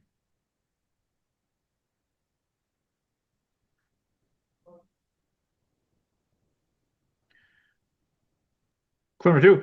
Swedish-born Jan-Olof Waldner is considered to be the Mozart of this. John, Jan-Olof Waldner. Jan Valder, yeah, yes, we know him. You know. Speaking of the 19th century, can I just say it's offensive that the Gen Z kids now are referring to the 1990s as the late 1900s? Yeah, well, it's fine. Jeff, Go for Point- it, Jeff. pointillist painting. I Good love guess. I love the swing though. I love the swing. That was a good one. Clue number 3. Forrest Gump once did this while eating ice cream. Matt, Matthew. what is ping pong? Ping pong. This isn't Jeopardy. I know, damn it. Yeah, I think he only gets half a point for that because he Yeah. confused the games. Yeah. Will, Your phrasing was wrong. you're on Yeah. thin ice, Will. Will, look at the camera, Will. You're on thin ice. Oh, I see what you did there. I gotta find someone to go to Gen Con for me to get it. What is it? Promo. An expansion for Guild of Merchant Explorers. I have an extra one. Yeah, I've been trying to find one forever. Did they not release that? Yeah, they sold it. Yeah, I just can't find one. You can buy it on their site, probably. Yeah, last time I checked, I couldn't find it. Oh, I'll have to go back and look. Let me see. Clue number 1. Has appeared in black and white. Aldi. Mm-hmm. Peppermint Patty. Ooh, oh, you were so smug about it too. I know. Well, I had that locked and loaded. Did not work, apparently. Oh wait, just for fun, Will. Porky Pig. Ding, ding, ding, ding, ding. Oh, Well come done, on. William. No. Well done. Nice. Oh, Oh, what a burn. Yeah, it's $10 on their site. It's available. Oh great. Oh, I'll just order it. No reason for you to pack it. That's silly. Yeah, I looked up a bunch of stuff about Porky Pig. Pig. Now it's just You should have stuttered when you said all the clues. That's all, Lottie. and then too big a hint. my favorite Porky Pig was kind of annoying, but he did have one very good cartoon with Daffy Duck where he went to Daffy Duck's like hotel and and the room was 25 cents. He's like 25 cents, that's amazing. And then then Daffy Duck threw a mouse and a piece of celery in the room. And then the mouse was eating the celery and making a bunch of noise, and Porky Pig couldn't sleep, and so he complained. And then Daffy Duck came up and he had a cat, and he said, "Oh, this will get rid of your mouse for you." And he said, "Oh, well, give me the cat." And he's like, "Cat's $5." And he's like, "Oh, okay, fine." So he just pays the $5, and the cat gets rid of the mouse. But then the cat won't get off the bed, and like he's trying to sleep, and the cat's scratching him and everything like that. So then he's like, "I can't get rid of the cat now." And so then he goes and he gets a dog, and he brings the dog. And well, the dog's $25, and then the dog, he had to get rid of the dog. He's got to have a lion, and then to get rid of the lion, he's got to get an elephant, and then at the end, to get rid of the elephant, he needs the mouse. Yeah. And then it goes on, And you get rid of the mouse by giving it a cookie. Yeah, there you go. That was a good old Looney Tunes. Did you hear that? Have you ever heard I think a radio show did it. Porky Pig sings Blue Christmas. No, It's pretty amazing. yeah, Yeah. I'll have to Google that one up. All right, clue number 1. Debuted in The Little White Bird.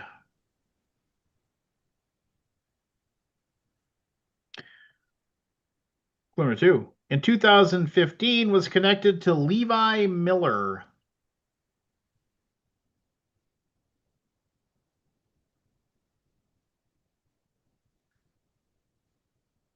Clue number 3. Connected to ABC's show Once Upon a Time.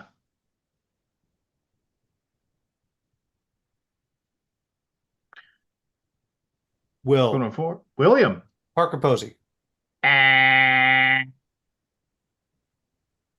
number Come on, 4. Aldi. This is your chance to jump in. I got nothing. Clue number 4. Connected to peanut butter. Aldi? Aldi. Peter Pan? Peter Pan peanut butter, baby. Oh yeah. Appeared in an animated 1953 film. Was played by Robin Williams in 1991. Oh. There you go. Aldi on the climb. Clue number 1. Is located near a question mark. Aldi. Go for it. Oh, it's not right. 5, Punctuation point. 4. That's not it. Oh, you took a swing though. Yeah. I jumped too soon. I'm looking. Number- Easy there, Icarus. Too close to the sun, buddy. Yep. Careful, Icarus. Two. Clue number 2. Connected to the color blue.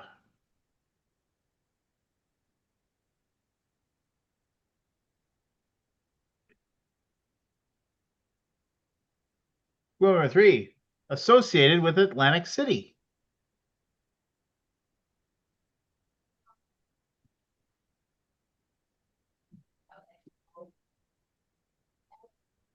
Clue number 4. Appeared on the 2020 HBO documentary McMillions. Aldi. Go for it. Well, Wait I a minute, you already No, answered. I know, You're I right. know. I just say I know it now, though. Clue number 5. It is the second most expensive. Jeff Jeff, Place. what'd you say it again? Park Place. Park Place is correct. And if you haven't watched the McMillions documentary, it is fantastic. That is just a, That goes places. I mean, that is just a, that is just a great, I mean, just, and they really explain the whole thing and like how those, yeah, I mean, I won't ruin anything, but basically, the whole monopoly thing that McDonald's used to do. Yeah. Well, Yeah. they basically somebody within the system was stealing all the winners. All the pieces. Oh Was- yeah, I've was- heard about it. was- I didn't see that. And then And then feeding them to people they knew. yeah, and feeding people they knew who would then cash them in, and then they would all make money together and everything like that. And it was just, and if you go watch that documentary, it's captivating. It's just so well done. It's just to talk, and they talk to everybody and how they tracked them down and how they figured out how they were doing it, and yeah, it was great. There's another one worth watching called Sour Grapes. It's about this dude who had such a good palate. He scammed the rich ass people wine world. Like he would just take crap wines and he would taste a real one. He'd mix them. He'd make a fake label and was selling these bottles for $20,000-$30,000 a pop. And he finally got caught when he had a typo on a label. And then the whole thing came crashing down of all these rich pricks who are, buying this guy $30,000, or buying his $30,000 bottles of, Boone's Farm. So Yeah, it's Sour Grapes. It's really cool. I'll check that out. And I want to see that one about the Press Your Luck game show. Yeah, that's another one. Oh yeah. Clue number 1. 4 left. It's literally anybody's game. Scores are 3-3-2-2. Clue number 1 is the title of a David Bowie song.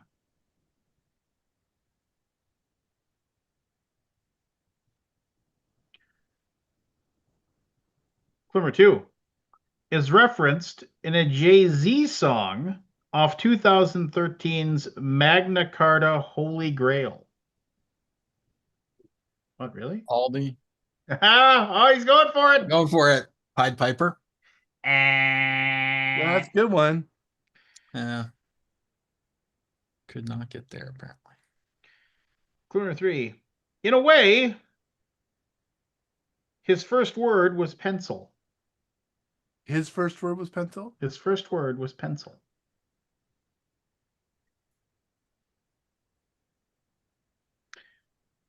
Clue number 4. Connected to cubism.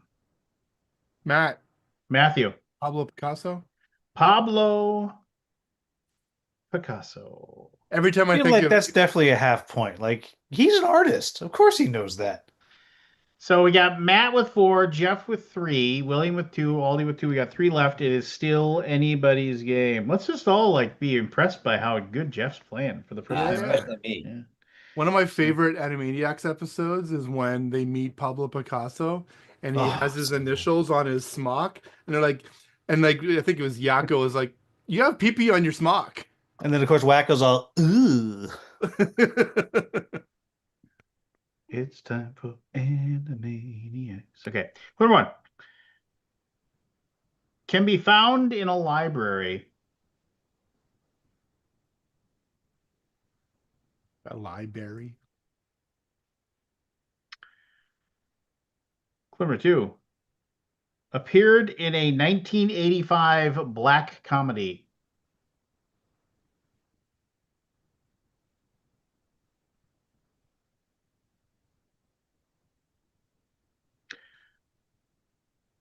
Clue number 3. Sometimes connected to a rope.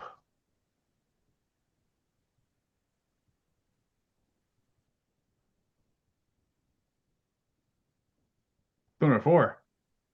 Is often seen with a pipe. Will. Oh, William. Popeye? And that's one word. And did you have something, Aldi? Were you gonna ring in? I do, but I can't get the whole thing of it. I know part of it. Clue number 5. Connected to Christopher Lloyd. Aldi. Aldi. Oh, Professor Plum. Professor Plum is correct. Well I was trying done. to think of Peacock, but I couldn't I quite. never Well, saw Peacock. Clue, the movie. Oh, you gotta watch Clue. Clue's a good movie. Clue's a very good movie. All right, we got Aldi with You 3. got to watch Clue, Matt. Jeff with 3, Matt with 4. Aldi and Jeff can tie. William, if you run the table, you can tie. Matt, if you get either of the last 2, you win. Okay. Clue number 1. These are worn.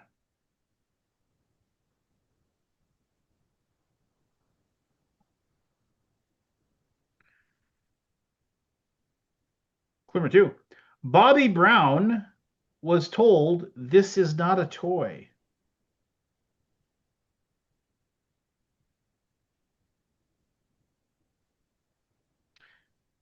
Clue number 3.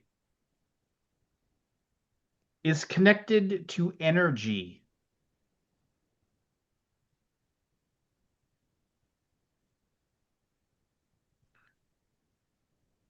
Clue number 4. These aid in capture.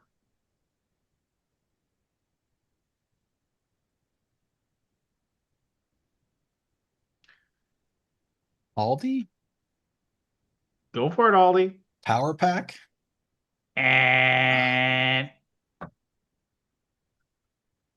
Oh, I clue number 5. no. They were designed by Dr. Egon Matt. Spengler. Matthew.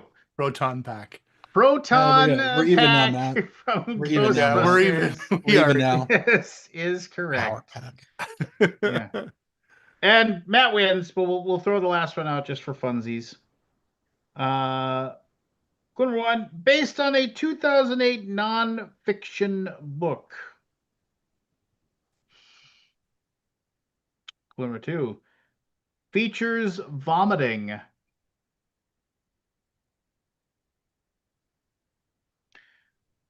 Clue number 3, connected to Barden University.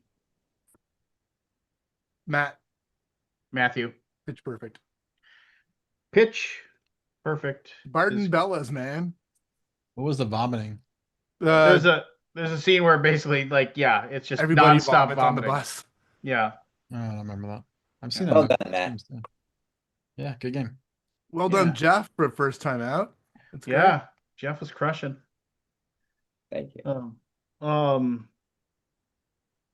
Anyway, that's initials. Good job, Lance. Yay. You're welcome. I had Oh. Peach Pit. Yeah, Peach peach bread was another one that I Oh, had. Evan, you just missed it. Evan would have been like perfect for that. It was Yeah. corn pone. The You answer got was corn picture pone party. every single time. At a Yeah. pizza party. Did I Although miss it? pepperoni pizza was Yeah, the I had pizza party, but I was like, I can't have two pizzas. You know. Right. too many pizzas. Yeah, it Pen was pal. like, ooh, I didn't even have pen pal. I had a pen pal Peter- when I was Peter younger. Parker? Did anybody Peter have a Parker? pen pal when they were younger? I No. did, but I Nope. don't think we Yes. ever wrote each other. We had one in like elementary school. Like we were connected with some of their school, and so we did it throughout the year. And then because it was homework, and then I never did it again. I kind of wish I had, in Yeah. retrospect now. If you guys want to do another one, I've had an extra one forever. So I mean, if you guys want to do another one, but I have to go talk to my kid before they go to bed. I mean, Get it Kabuki done. Kid is like do a double header. Yeah, I do know. And now we got Evan. There's more people. I'll But do it. you talk amongst I mean, yourselves. I'll be right back. I'll Yeah, answer Evan's one or got to two. be double fisting though while we do this. I know, right? That took a longer than I thought to set up Fate of the Fellowship over here. One's empty. But, my first time playing, setting are it you up and playing playing two it right in now? Meat Are you Space. playing the three basic objectives plus Yeah, the ring? yeah. The fate of the fellowship. Hey, it's tough. Tough. That's a little too- I'm that's a little too excited, complicated. interested to play that again. I mean, I played it 2 times on BGA and 3 times in real life, 4 times in real life. Oh, And we've only tried to destroy the ring 1 time, where you go to the final roll. We had an incredible end game, and this was at BGG Con, BG Spring. yeah, and, Sounds cool. The yeah. final roll I got they were just nice enough to let me hop into a demo game. Monday morning of the con demo. So, like, of course, people no showed to that. So I was able to just kind of Oh, jump in. Monday morning. Oh yeah, like the last day. Mhm. Yeah. On a side note, have you played Inferno? I did play in front. Yeah. Well, that's I have no thunder to share with you because I You like previewed it? it and I hadn't thought about it, but I got the hankering to pull it out. It's really good. I thought it was really well done, except I didn't enjoy the feeling of not trying to make a move to set someone else up. Like I don't like defensive play. Like I felt it was just so much defensive play.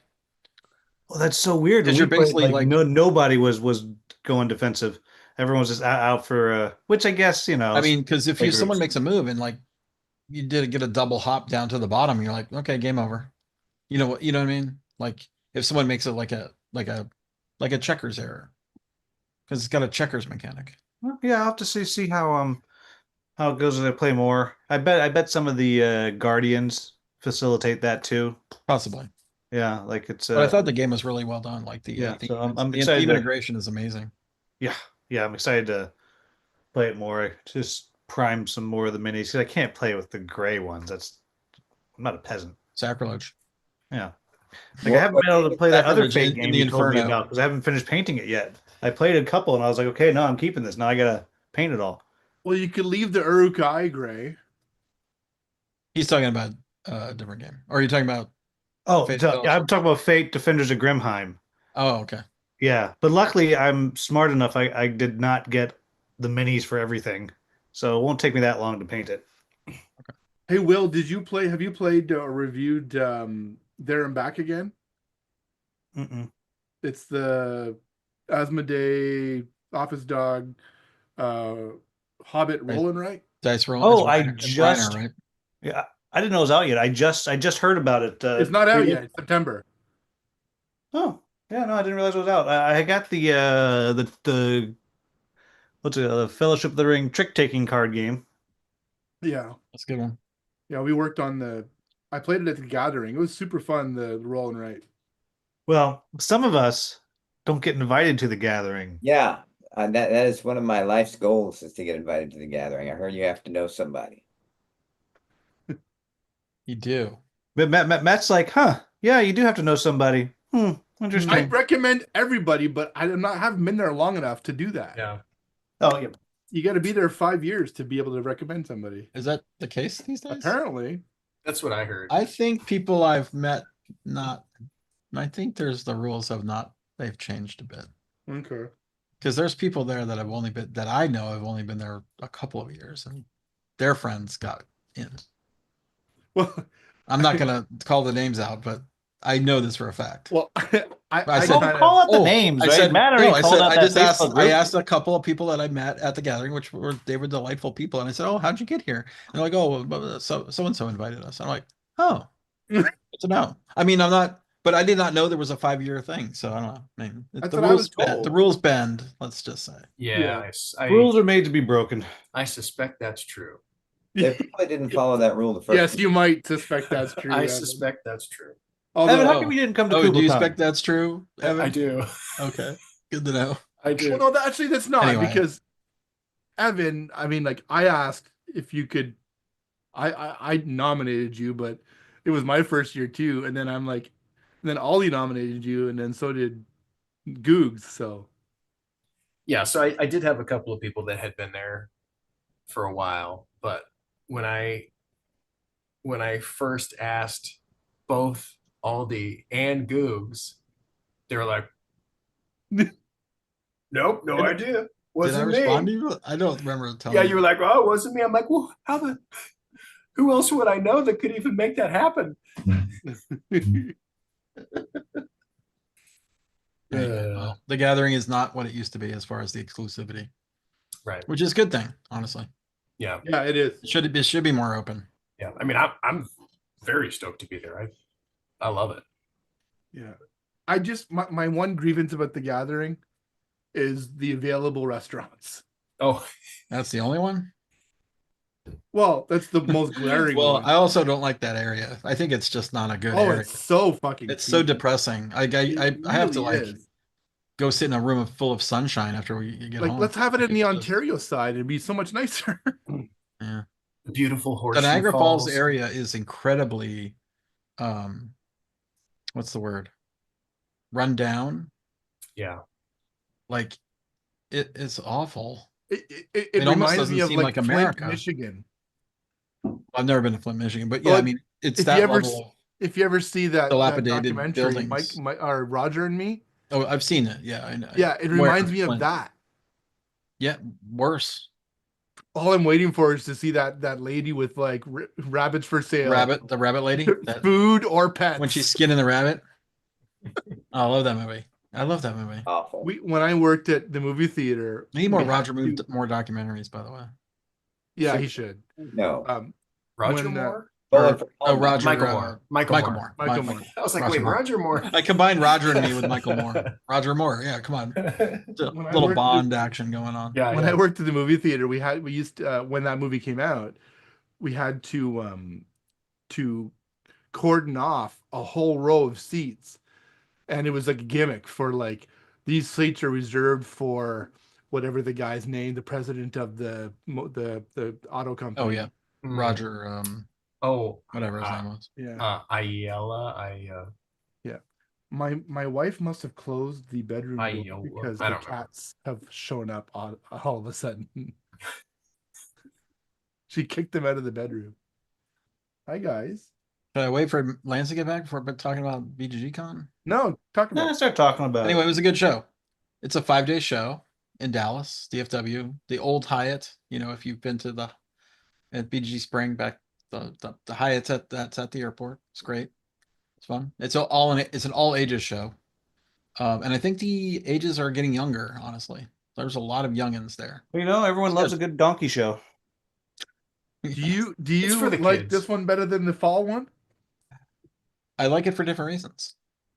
He has to like It's both. just more laid back. Like the feel of it is way less intense. Less people too? It's not that many less people, but it is less people. But the hotel is just as full. Like it feels just as full. Okay. You know what I mean?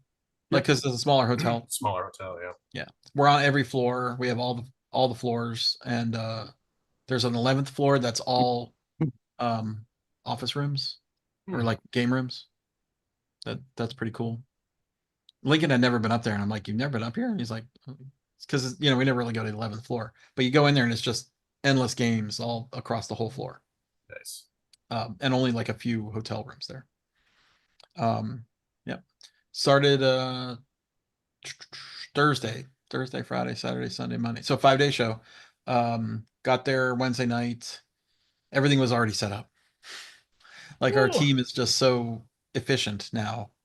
Like the setup is just, it's not, I'm not gonna say automatic. It's still a lot of hard work, but Yeah. there's a lot of things getting done very quickly because after doing this is the 10th year of BGG Spring, and which is kind of crazy. But it's the 20th year of BGG Con this fall, so time flies when you're having fun. Sometimes when you're Uh, not. what's that? And sometimes when you're not. True. Played a bunch of games. Like I said, Fate of the Fellowship is probably my game of the show, even though it wasn't really available, but we had a couple copies floating around. There was a couple of people that brought them. That game is really good. If you like Pandemic, Fall of Rome, if anybody's played that, it's with obviously it's the same system as Fall of Rome. So you have troops marching around that follow paths, and you have to like stop them from invading your havens, and like you have For to the thwart them. people watching, it's Oh, yeah. this. There you go. Yeah, it looks so great too. I I've mean, never it's played all, that. the art is just really good. Yeah, it's like there's a throwback to that old like 70s Lord of the Rings movie. Who's Yeah. the graphic designer on You are, didn't you know? it? No, it's not us. It is I'm not sure. Jay Hernishin, Randy Delvin, Sam Shimoda, Tony Mastrangeli, Catherine Boyles, David Ardea, and Preston Wing. That's a lot of Oh, people. cool. That Catherine works sounds with like me. fake names to me. Very Yeah. cool. With creative direction by Bree Woodward. Yep. Art direction by Jay Hernishin. Yep. Classic. Jay's good There's only designer. 2 artists listed on BGG, but I'm guessing there's a lot more artists. Yeah. Let's see. Jared Blondo Yeah, that's the and cartography art. Corey Godby. Yeah. Those are the only 2 listed. Domo Origato? Yeah, that's all What? they got listed here Correct. too. Okay. Bree is a pretty amazing artist herself. Yeah, she's Yeah, I'm sure been making a there's lot. so much great art in that game. It's She's really been making a lot of pretty games. Yeah. Because she's Office Dog and Z-Man. Yeah. River Gold's really pretty. Crafting the Cosmos really pretty. It's really pretty stuff. Yep. Almost as pretty as Lance there in the dark. Aw. Okay. I also played my second game of the show, which I've been thinking about nonstop, honestly. Really? What Is it? called Guardians of Atlantis 2. Mm. Anybody know this game? No. Yeah, I previewed it. Guardian of Atlantis 2. Mm-hmm. It's so good. We played a 4 versus 4. It's like my new con game. I want to play that every with 8 people. Super cool. Like it's a completely asymmetric figure on a board combat arena game that you're fighting another team, but you're also fighting It is MOBA minion style. It's a MOBA, yeah, basically. Yeah.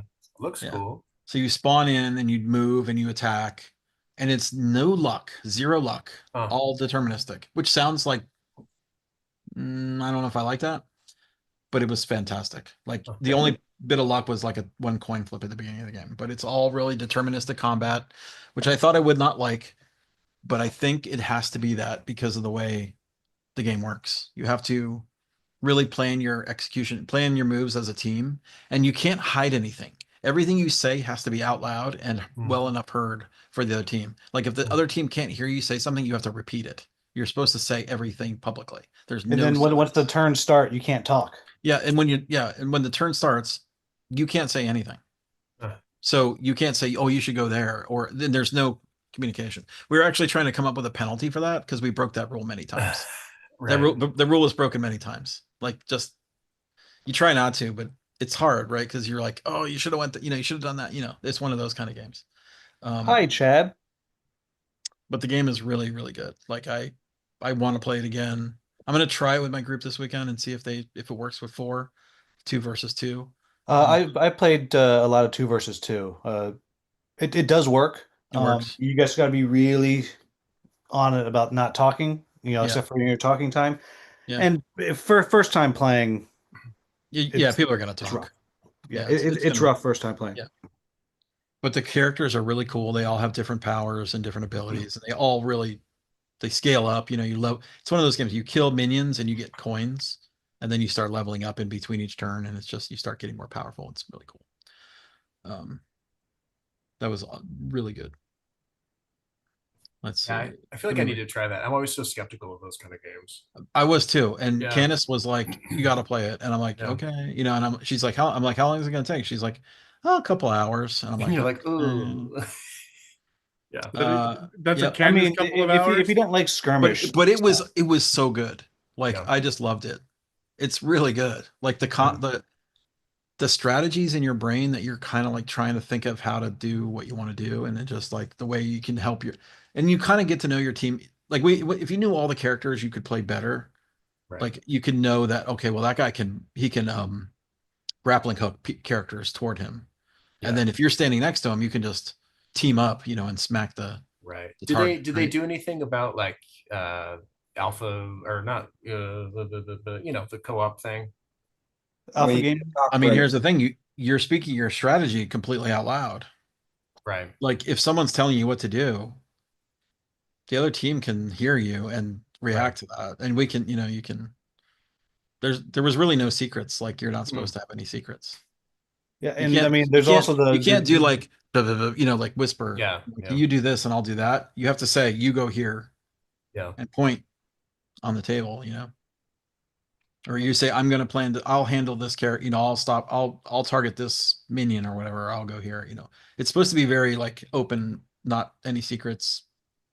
Yeah. Which Helps with that. adds to into the game system with the deterministic part, Right.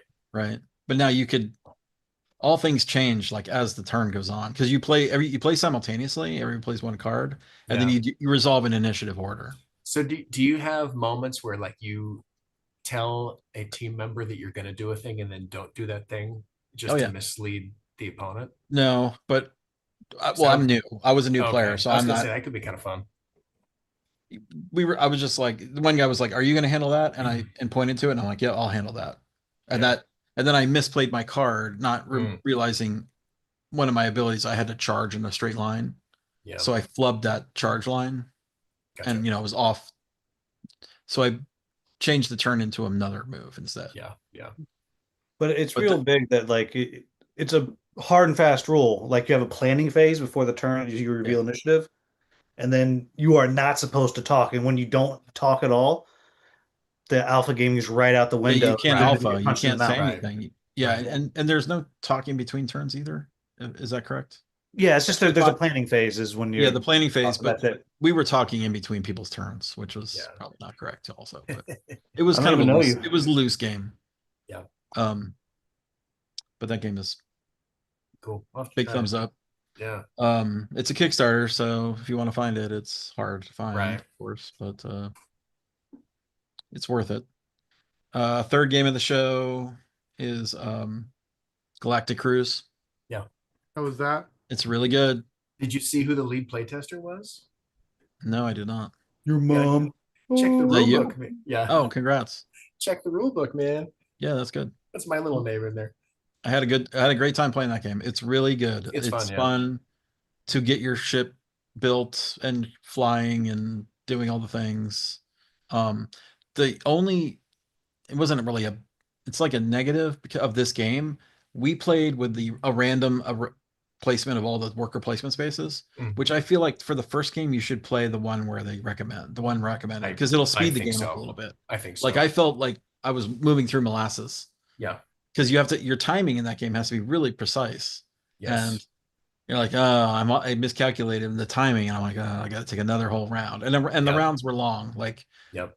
The downtime is real. Yes. You said that to me, and then I looked into that, and I found out you can actually that doesn't happen if you just play better.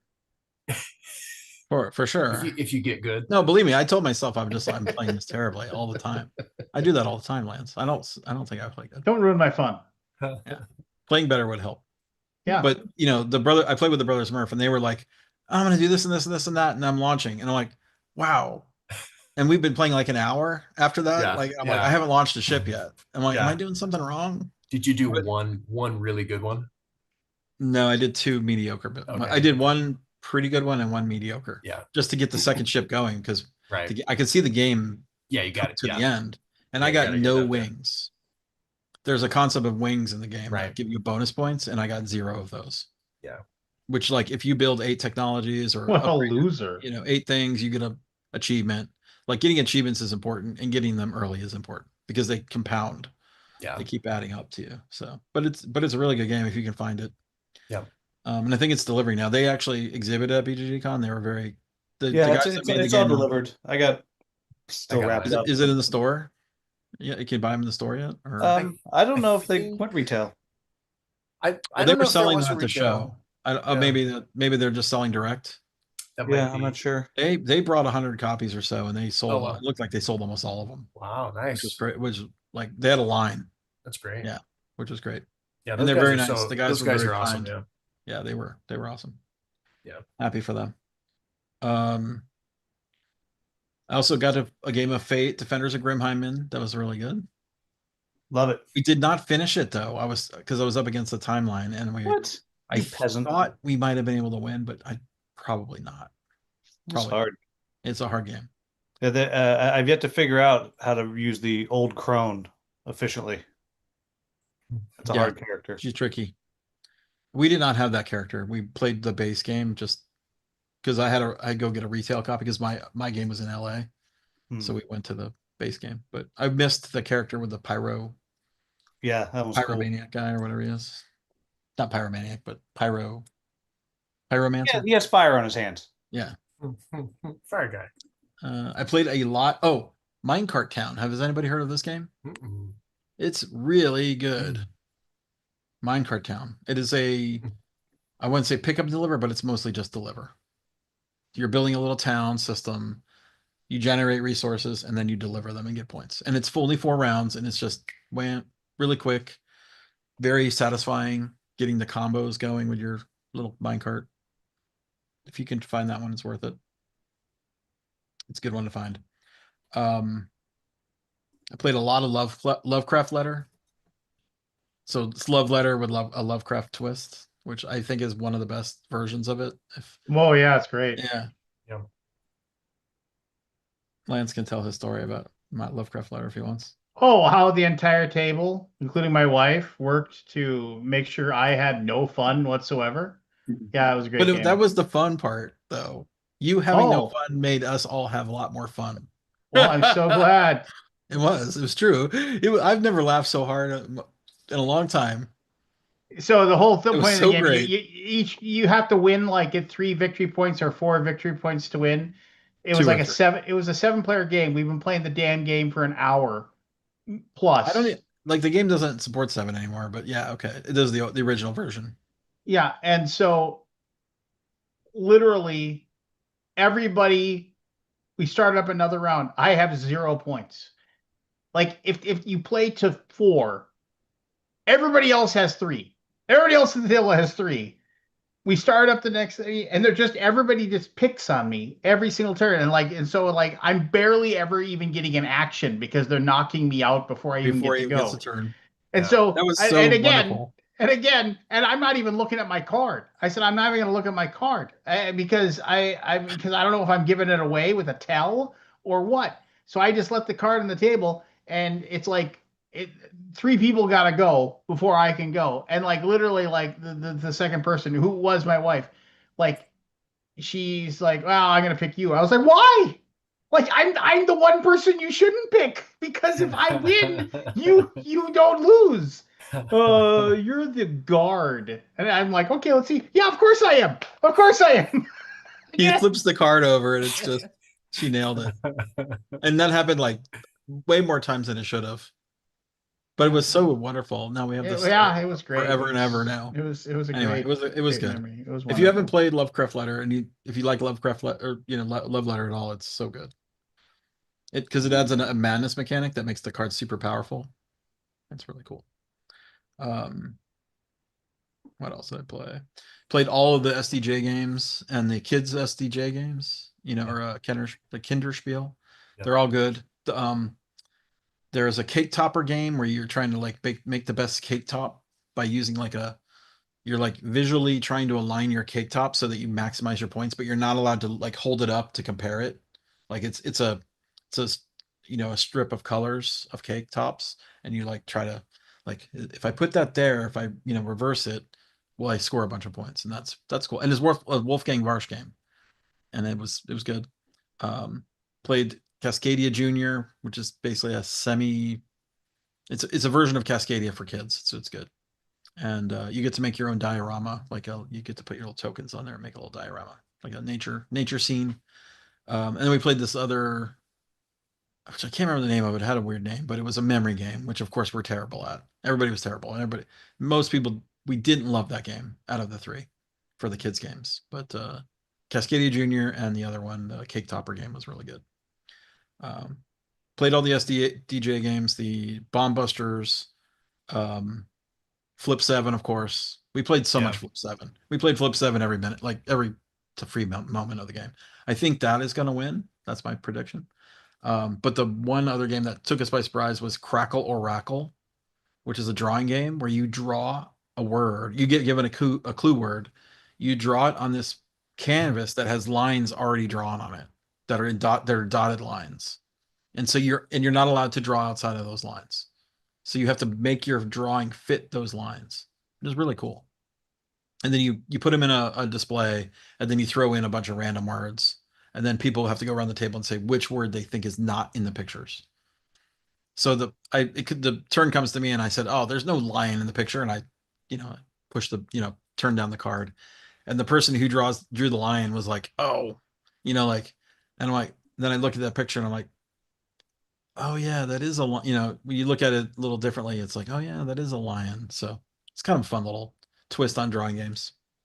I didn't get to. Oh, I played Loot of the Kenner Spiels, Oh which yeah. which is on BGA also. And I got to play it in real life. It's a Viking game without much Vikinging.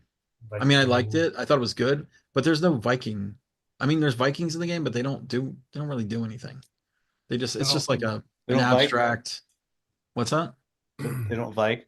They don't. The Vikings didn't have much Vike in them. Yeah, it was fine. It wouldn't be my pick personally. Endeavor Deep Sea, amazing. If anybody's played that. And the other game was Far Away, which I think is very good. But I feel like Castle Combo would have been the better nomination because I like Castle. I like Far Away. Far Away is great. I played it a bunch, but when Castle Combo came out, I stopped playing Far Away. Now they're completely different games. I Same played publisher. Castle Combo at PAX, and I was like, meh. Meh. But since then, my buddy got it, and I played it a lot more, and it's really grown on me. I like it. It's one of those games where you think you can just do better next game I'll do more, better. Yeah. I think Far Away has that. Far Away's like that The too. back and forth is so, I think, unique. I'm sure that's why it got the. Yeah, it Far Away is a good nomination, but Yeah. I played Castle Combo like a ton more than Far Away. All right. And then we had the charity sale where we take 1,000 games out of the library and sell them all for $10 a piece. Sell them all the games for $10 each. Not all the games, just individually $10.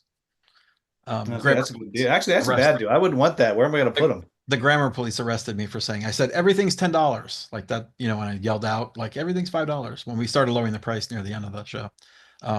We sold $11,500 worth of games in an hour. Wow. Yeah. Like it went that quick. The games were all Rag, as we rag, moved the library. rag. It's all for charity, by the way. Whatever, Lance. I've seen how you move games at your booth. I've seen it. Well, that's so I can have a job. I mean, you're not moving them like that RPG guy that was across the way from you, but you move. Hey, now we don't talk about him. I played the poker tournament, and I sat down first hand. I busted a guy. Like they were like, "Oh, Mr. Big Shot coming in here just wants to get out of the game," and I'm like, "I have a good hand," and I played, and he called my all in, and we heads up, and he was out. Wow. Like, what did you minute. have? Oh, I had Ace Jack. He had. Oh God, what did he have? Ace Jack is not a super strong hand. No, it's not a strong really hand, great. but it was. I was like, it's pretty good, and I went all in on it, and he went in on King. Maybe I had Ace Queen, and he had King Jack or something like that. Anytime I go in on a hand like that, like Ace Queen or something, like the flop is always like 3, 5, 8, and I'm like, sure, why not? Yeah. And then somebody So I wins played with a pair of very fives. aggressively, and I got called a few times and eventually just busted out. I think I made one other hand where I made it, and then lost several. Good luck, Alan. But I kept getting dealt like amazing hands, and I played them and lost. Yeah. So, but it was fun. It was like an hour of play. Yeah. That's about the right amount of time. That's the right amount of time for the poker tournament. Yeah, I my goal is to win that one year, and I always run into somebody That knows how to play. Yeah, that will happen. I know. I am actually a pretty decent poker player. It's like, I don't know what it is. I get there and it's just the best I ever did. I made it to like the last 20, Yeah. and then, then you run out of luck, you Yeah. you get a steady diet of 3-7 offsuit and you're just like, Yep. Fold. Never want to play again. Fold. Rather get a fold. bad- Flea market was good. I bought a couple games. One of them was, what was the name of that game? God, I cannot remember the name of it, but it was big like a few years back, where you lay out all the cards and then you roll dice. You roll like 3 dice at a time, and then you try to get your highest combination of dice. You guys know what I'm talking about? It was a series. There was a Cthulhu version. I got the Cthulhu version of it. Is it like King of Tokyo style? No, it's like a pusher. It's not, what is that game called? Chicken? Something Freeport? No. I'm drawing a blank on the game name. There was a system of it. Like if you roll an 18, that's like the best combination, and you can do that character, like the queen or the Role king. player. No. Does Kabuki know? Anyway, this is not worth figuring out, but it was. She doesn't know. Anyway, Like no double header tonight. it was. God, anyway, if I think she's of it pushing later, for it. yeah. No, and so I got a few games, and there was a lot of good games there. A lot of expensive games too. People were wanting big money for them. Like what? Like $100 for, or like, what was it, $200 for Bruges? I'm like, $200 for Bruges seems high. I mean, Bruges is a good game, but No, it it's is. not that good. Is it $200 good? No. No. And as soon as you buy it, it's just somebody's gonna sell it for, somebody's gonna reprint it. You'll find one for 60. Well, the Queen did reprint it, but under a different name. Well, that's just it. And then at some point they're gonna, who knows? I mean, Queen Games is another one of those like, what's going on over there kind of companies right now for me. So, I mean, but whatever. Did we want to do a second initials, or are we just That was it. No more. I don't know. I mean, BGG did you have more I'm in. BGG Con stuff? Sorry. Well, I mean, The- the food was pretty good. We went to we went to Portillo's, which is a Chicago chain that is now in Dallas. Does anybody know Portillo's? It's like a sausage and hot dog and burger place, like out of Chicago. Go on. It was pretty good. It was nice. We went to Velvet Taco, of course. That's a staple now of BGG attending. We It's like went going to Buffalo. Hard 8 and getting the pork chop. Lincoln went to Hard 8, but I did not go to Hard 8. He took a group to Hard 8, but I didn't go. We went to Buffalo Wild Wings, which I said I would never go to again. But man, it was the best Buffalo Wild Wings I've had in a long time. I mean, that's a little bar. I know, but it was great. And the company was great, right? It was like, it's one of those things. Maybe that was probably part of it. What did you eat at Buffalo Wild Wings? Just hot wings. The buffalo. Got it. The wild. He just bit right down on that booty. Chomp. Whoa. Anyway, No. What was the? I do. So he took. So Lincoln, why didn't you want to go to Hard 8? You didn't want to. You didn't want to have a bunch of. You want to eat a bunch of meat? I forget what happened. I think it was because I was doing something and they needed to go, like they wanted to go at that moment, and I needed to go and wait another hour, that kind of thing. And I had a different group. It was a different group. It is a long drive. Well, down in the airport's not that far. From the No, airport. Yeah. that's true. Um, but yeah. So Jeff, just so you know, the Hard Eight is. Have you ever been to a Hard Eight? No, I'm a Oh no, you're with you be a vegetarian. You would Vegetarian. never go to a The, Hard the Eight. He's barbecue's an probably not in easy the. seven kind Well, of they guy. have jalapeno poppers though. and I also don't like spicy, but other than that, Hard Eight would be a I bad mean, choice. they, Well, they have baked beans. yeah, they Although have it baked might have, it beans. probably has bacon in it. I'm right? sure it does. Does it They have have pork in baked it? beans and a lot of choices of soda. So I mean, maybe you can find something on the menu that. Yeah, I guess I'll eat the mints that I have in my car. Thanks. yeah. I'm trying to think.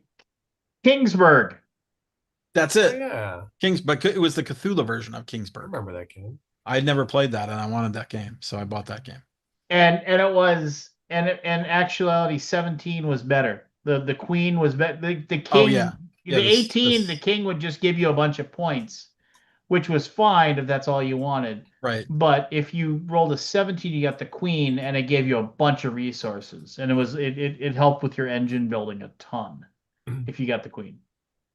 So I also bought a game at the at the flea market.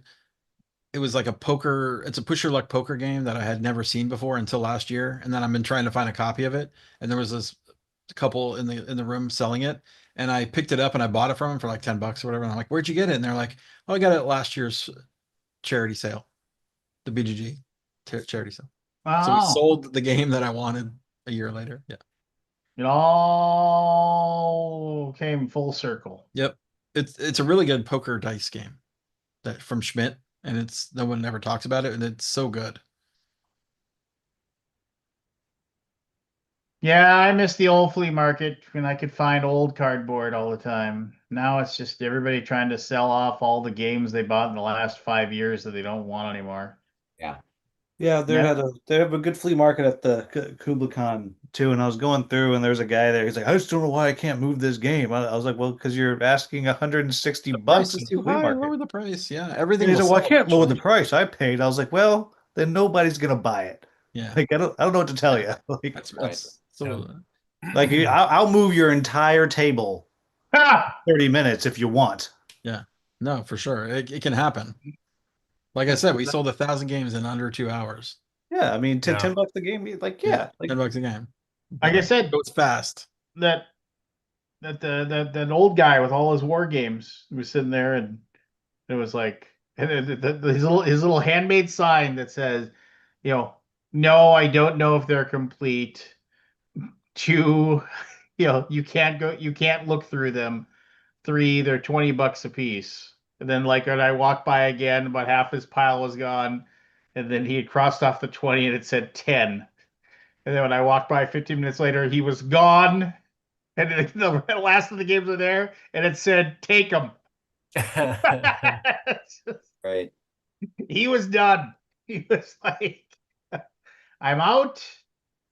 I don't want these things anymore. And people, I mean, it was a lot of seriously old Avalon Hill stuff. I mean, people, I mean, it's like, oh, you have Messerschmitt 57, amazing. It's like, really? Okay, I'm sure, like I said, that's like the one brand of game I tell myself someday I've got to get into like playing war games. I need to find whatever lever in my brain that has to be pulled that I'm gonna be like, today I'm gonna sit down in front of a paper map that has a piece of plexiglass over the top of it. I'm gonna push chits for the next 3 hours, and I'm going to redo a battle in Crimea that between who knows who and who knows what. And I'm gonna see who wins.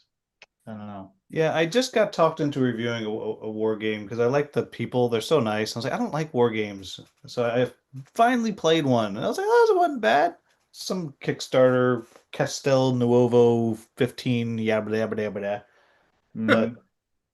I feel like that's the exact title, I think. Sounds right. Yeah. And it was really cool. It had some like cool history to it. Yeah. it was neat. I appreciated the one they were doing, like in the history, the Spanish got obliterated by the Ottomans.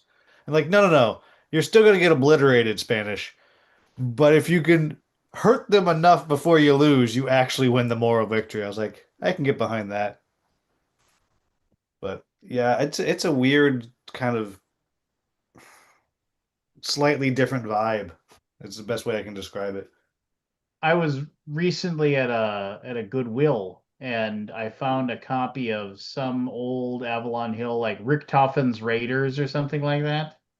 And it was like 250 and I picked it up and I was like, and then I got home and I was like, wow, this thing hasn't even been punched. It's just like, it's like somebody had this and they loved it, and but they never played it for some reason. And then I was like sitting there, I was like, why did I buy this? It was more just because I was like, holy cow, usually when you go to a Goodwill, the games they have on the shelves are like, a bunch of, garbage, basically. I mean, nothing cool or old or anything. And the fact that I saw it, I was just like, well, this is cool. And then Well, you can sell yeah. it at Aldi's flea market next year. Yeah, maybe. I'll No, take any donations you want. We'll make a move. yeah, after I We did have a good number of more than $10 games. Like we kind of go through and cherry pick out the the good stuff, which it's all good. But the better stuff, the higher dollar Except for those stuff. $5 games. Those are Oof. crap. Yeah, Yeah. they were. we charged 10 for So those near the just last to really 15 get them. minutes, we basically did lower a thing to $5 and then finished it out because we didn't want to do a second day.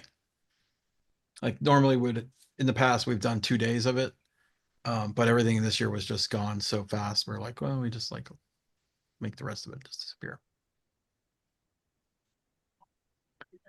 I mean, you move the stuff. Yeah. What's the charity? The called Scott Cafe Alden Momentum. retirement fund? It's called Cafe Momentum. Hmm. That's It's the cool. kids that are in juvenile detention. They get out of juvenile detention. It gives them a job. Yeah, that's cool. Oh, that's It's a nice. really good one. Then they get a job in a fully working restaurant. They learn all the stations for a year. It's a year-long internship. It's life-changing. Yeah. Really cool. Yeah. Yeah, the guy who I met the guy who started like, God, it's been a while now, maybe like pre-pandemic, 7, 8 years ago, something like that. And we went to a pop-up that he ran, and I was just like, wow, this is cool. Like it's, these kids are like their lives are transformed because they are kids that are just forgotten and Yeah. they're not wanted. And they get like a purpose and they really, a lot of them go on to getting full jobs in like 4-star restaurants, 5-star restaurants. They really move through. It's not like a hash diner. It's like a full service fine dining restaurant. Mhm. So they learn a lot. But part of the problem is they don't have any transportation. So usually the money that we raise goes to their uh, transportation fees. So they use that to bus in or whatever. It'll pay like a year of bus fees for like a couple hundred kids. That's great. Yeah. That is good. I changed my mind. I think you're a good person now. It finally got there. Got you. Are we playing another Um, round of initials or are we done? Are we- well, I got on. I mean, if I'm you in. want to play another Good. round of initials, I mean, Yeah, just might as give me well. a second. I'll dig it We're still out. going. I'm gonna use. I'm gonna have to jump out. My voice has finally reached its limit for the evening. Thank you, gentlemen. It has- Jeff, I will continue sending you invites if you want to come in and talk. I love it. It's a And- little intimidating because you guys are all so well versed in all the new stuff, but it's also educational, so I'll take it. No, no. And I felt of people that come in for the first guy, and I don't say this just to butter your buns. I mean, as far as not your performance in initials notwithstanding, as far as your ability to like tell your stories and whatever, a lot of people come in here and sit in their hands. You dove in to the deep end quite well. So I look forward to hearing more stuff. Well, the thank you future. very much. Thanks for making me feel welcome. Well, anytime, Jeff. Like I said, I mean, Yes. you're like one of my oldest friends in the old board game world. So I'm glad. I hope. Are you doing any conventions this year? I'm going to Origins and Gen Con, and I'm going to go to the Essen. Do you have a booth at both of those? No, but I run the huge battle stations, the where the minis are 6 inches tall, and the ships Nice. take up the ships are like 6 feet by 10 feet, and I have a hex map that is on a like a banner stand, a 10 foot by 10 foot banner stand. So the ships are on magnets there, and then That's the cool. ships are on the table with the minis moving on it. It's pretty awesome. Tell me where that'll be because I'll be at both Origins and Gen Con, but obviously I'm boothing. But I mean, maybe it's a thing where I can track you down. I can come It check it is out. usually right in the middle of Hall D at Origins, and When do you do it though? What time? all gosh darn day, like noon, 4, 6, 8. It's All just right. That sounds amazing. Well, then when the hall closes at 6, I'll pop over in Hall D and check it out. do absolutely. And it was good to meet many of you gentlemen. And Well, one it's of us, not. it was I'm not good to meet. sorry. I'm sorry you had to Some meet of you, Will. yeah. I Yeah, yeah, apologize that you yeah. had to meet Will, but I mean, you know. But cool, man. Well, just get some rest and I will. take care, brother. Thanks. Good night. Good night. I'm gonna run to the restroom real quick. I'll be right back. Oh, jeez. Well, I gotta Hope grab another everything comes soda out okay. anyway. All right, Hold good on. call.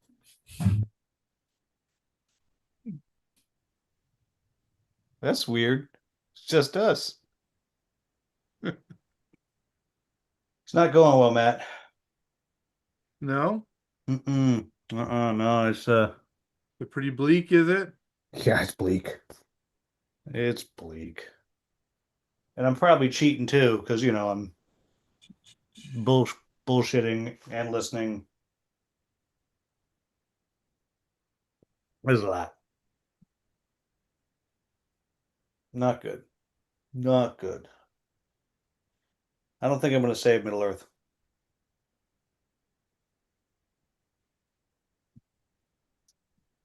All right. Well, they might deserve it. Yeah, I am playing with Gollum. I picked Gollum as one of my characters that you can play. It's interesting because Gollum can't do most of the crap. But if you have him there at the end, it looks like maybe you can win. Interesting.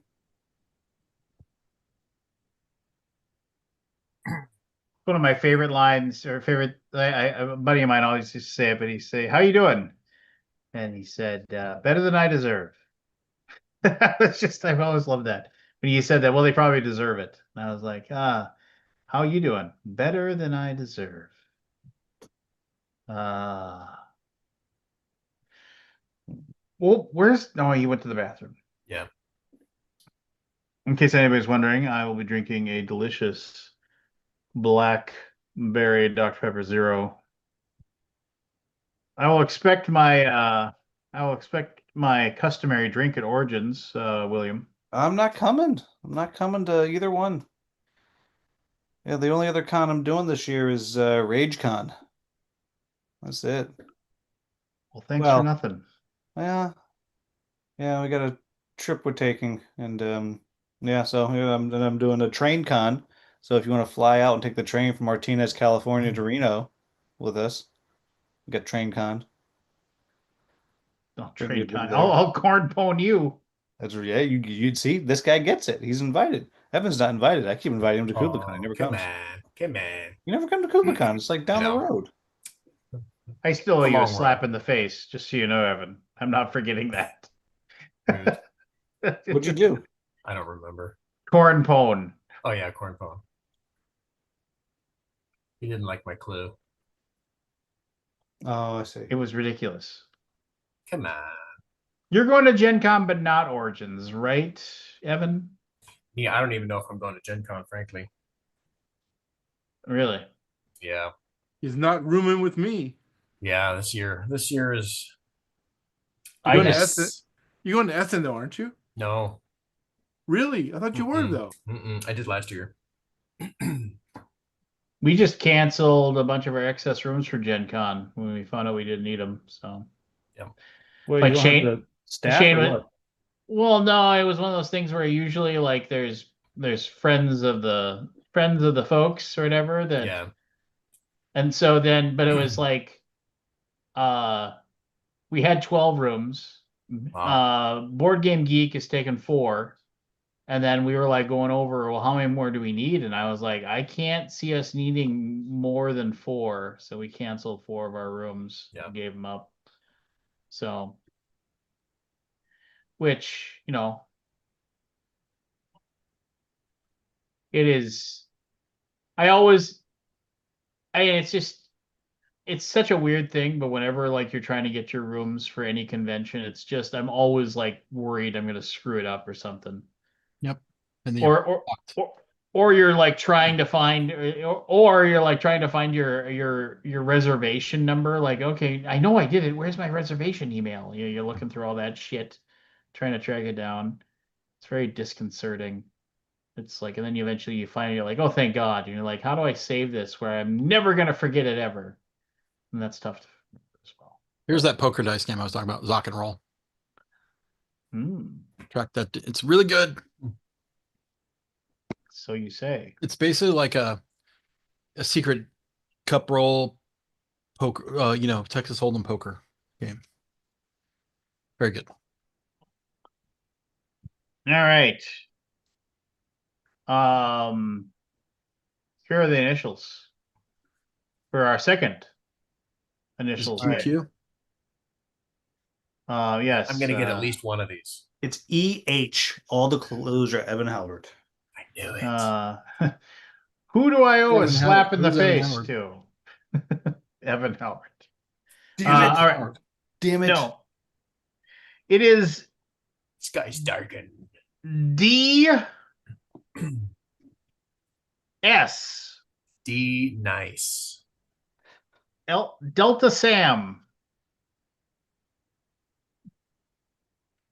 D S DS. Here we go. Clue number 1. Once Went by Rosetta Stone.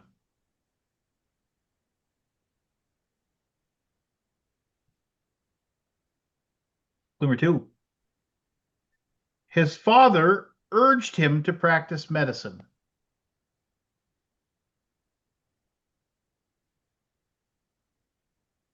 Clue number 3. Associated with Jim Carrey in 2000. Evan. Go for it. Dex Shepard. That's worse than a slap in the face. What are you doing? Yeah. Yeah. Clue number 4. Can you finish that clue? I did. I didn't hear it. Associated with Jim Carrey in 2000. Oh, that's all it was. That's all Evan needed to make a bad call. Yeah. Clue number 4. Associated with Mike Myers in 2003. Aldi? Go for it. David Spade?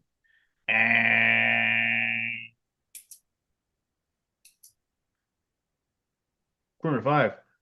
Arguably is most famous for a 1966 animated TV special.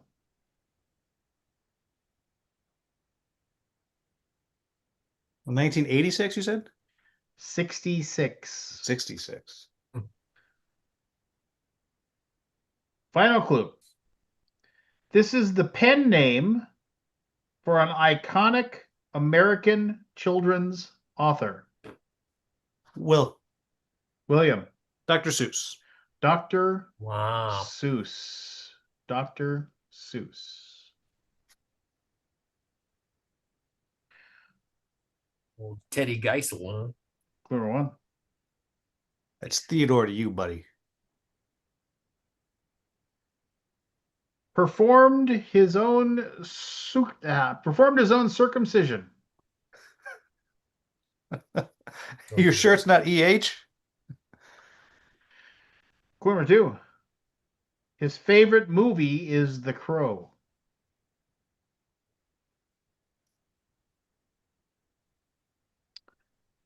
Clue number 3. Once misspelled the word failure at a spelling bee.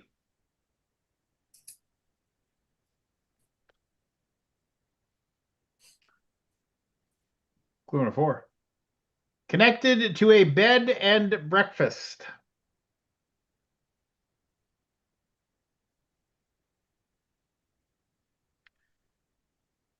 Clue number 5. His interests include ping pong, paintball, and karate. Know this, but I can't quite get it. Evan, Evan. David Spade. I was wrong the first time. Yeah. Oh, no, that was last time. That was last. Final clue. Was a salesman for Dunder Mifflin on NBC's Will. The Office. Will. Dwight Schrute. Dwight There you go. Schrute is correct. Never seen it. I've seen A lot of good very TV. little. It's a lot of good TV. It's Clue number 1. good. This debuted in the 1970s.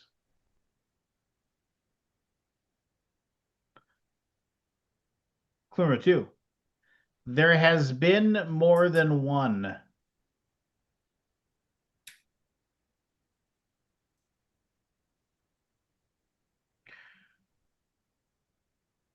Clue number 3.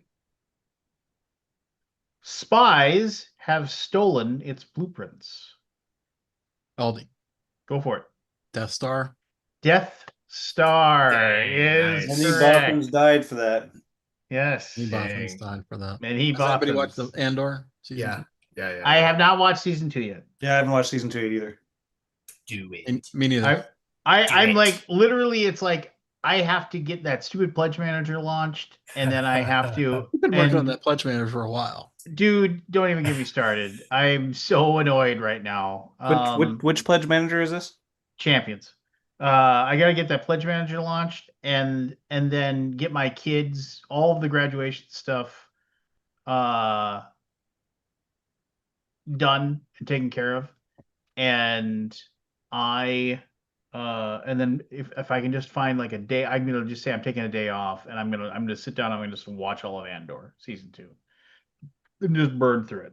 Do it. Dude. Clue number 1. Associated with a giraffe.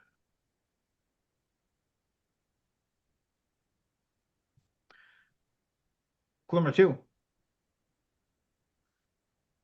Once had a lengthy discussion about cashews and raisins with Larry David. Evan, Evan. David Spade. Ah. It's gonna work. Except for somebody else is gonna get I'm it. glad I've seeded you that in your mind now, so every I clue know, like I it's know. kind of like David Spadish. Clue number 3. Appeared on HBO's Band of Brothers. Will. Go for it. David Schwimmer. David Schwimmer Oh. is correct.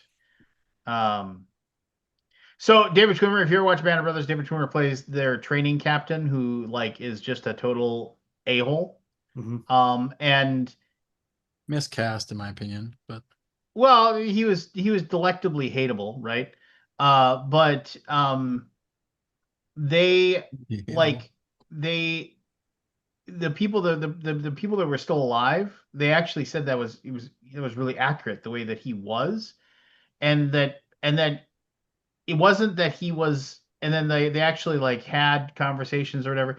I don't know if that guy was still alive for real or whatever, and maybe it's just backwards, like, but he was like, my job was to give them all somebody to hate so they would all come together as like a group and rely on each other, and they'd have a single point. So he's like, I purposely was just a complete and total, and like in real life that was his job and he didn't care, and that was what he was supposed to do. And he said, and then the whole thing of him being like, upset that the one guy eventually gets promoted higher, like to a higher level than him or something like that, like him being upset about it wasn't true. Like he was like, I was very proud of him for that, that kind of thing. So And anyway. we finally, my wife and I finally started watching that. And I don't know, I think we're about halfway through. It's crazy how many now stars are just like, Yeah, you'll say, hey, there's that guy. yeah, like Andrew Scott's in like the first episode. Oh, and then like he's dead. Yeah. Jimmy Fallon drives a Jeep. Yeah. It's like Um, it's Huey yeah, there's Lewis. all kinds of crazy stuff like that where they just pop in. Have you guys listened to that Dead Eyes podcast? mm-mm. So it was one of the cast members that basically got, it's Spielberg, right? Yeah. That he was. Someone said he had dead eyes, like when they and it haunted him to the. Oh, Oh, I yeah. did. I read about that. Was it Spielberg, or was it Yeah, I someone? know what you're talking about. Yeah. Yeah. Anyway, I've listened to that podcast. It's quite entertaining. Yeah, I haven't listened to it, but I read about that, and it was who was it? I can't remember. Can't remember the name, but Eh, Google maybe Dead it's not Eyes someone who's podcast and you'll get it. who is it someone who's a name or they're not because they have dead eyes. I'll give you the name. Hold on. Have you guys Oh. watched Mobland? Uh-uh. Oh yeah. So fucking good. One more episode to Tom go. Hanks. Tom Hanks said he had dead eyes. Like I'm watching it and I stayed up way too late one night because I'm like, okay, just one more episode. Okay, just one more episode. Oh, Which show? I've been watching it for I'm just waiting for like the Sunday night for it to come for them to release the next episode. I mean, I'm all in on that show. I don't know what they're gonna do with this last episode, but What is it again? Mobland. Pierce Brosnan is the patriarch of an Irish crime family. And, Tom Hardy is the fix-it guy. Yeah, and Helen Mirren. I'll start looking at it. Helen Trish- Mirren, what a character that is. Oh my gosh! And yeah, I mean, Jesus. she chews the scenery every single Fuck, episode. she's so good. Yeah, She's just so good. And you, oh man, there's It's that on one Paramount, character another you just Paramount want to show. die. yeah. It's so good. It's really, really good. And if you want to watch James Bond, fucking killing people and screaming and you fucking c words, I'll murder I'll cut your fucking Yeah, no, balls it's off. really excellent. It's really good. To see James Bond just losing his mind, screaming at people. Yeah, good stuff. Yeah, no, I highly recommend. Well, it's a Guy Ritchie thing, so if you like Guy Ritchie thing, you'll like that, right? So I mean, Yeah. all right. Anyway, here we go. Here we go. Clue number one. These are found in TV and films. I have a question. What are the initials again? EH. Delta Sierra. Fuck you, Will. DS. Clue number two. Delta Sierra. I was just trying to be creative, Commercials and Matt. films. Nice. What did you say? What was the first clue? These are found in TV and films. TV and films. Clue number two. These are sometimes caused by time. Evan. Evan. Dream sequence. And Come on. that is a good guess. That's a Well, really good you're not going to guess. say That's a David good Spade guess. again? That's a good guess. That's a good guess. That will not be a good guess after you hear the next one. Fair. Clue number three. Connected to editing. I still like it. It still works. Matt, Go for it. drop scene. And Clue number four. Time. Editing. Clue number four. Often offered as a bonus feature. Oh, shit. Oh. Aldi. Oh. Aldi. 5, That's not right. 4, 3, 2, I'm not saying 1. All you will. That's Oh, all wait, Will, you don't have to answer. Here's the next two clues, all to you. Clue Think number I know. 5. These do not appear in the finished version. Final clue. Deleted scenes.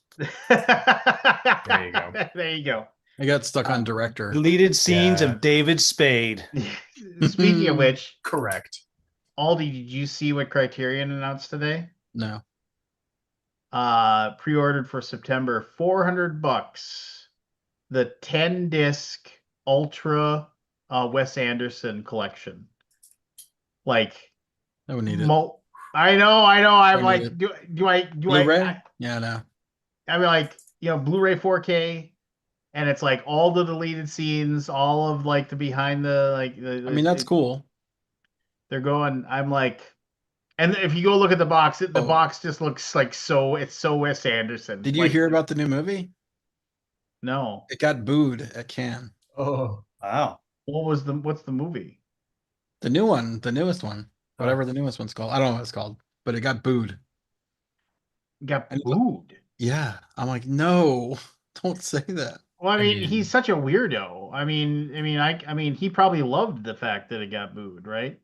Here's the weird thing: The Asteroid Phoenician City. scheme. The Phoenician scheme. Asteroid City is not in the box set. It's like it's ten movies, Well, and they then that's just. incomplete. I know. I was reading that. I was like, what is going on? The Phoenician scheme. What does it star?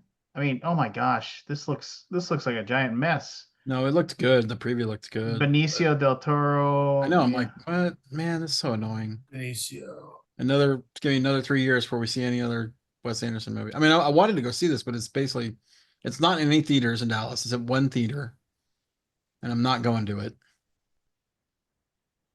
Yeah, I'll have to see when it gets played. If it, Yeah, I think I'm you just gonna know, have to get it on streaming. I mean, I loved Asteroid City. I loved it. I mean, I don't So, know. movie review: Wes Anderson's Phoenician Scheme is as Wes Anderson film can be, which could be a good thing. Bill Murray stars as God. Okay, well, maybe we'll watch. We'll Maybe- find maybe probably that's what something got- out of it. That's what got booed. Maybe it's not for everybody. Yeah. Yeah. All right, here we go. Clear one. These date back hundreds of years.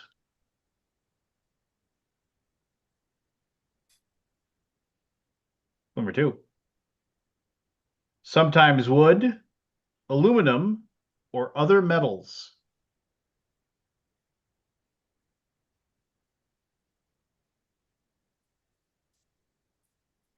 Number three. These appear in races.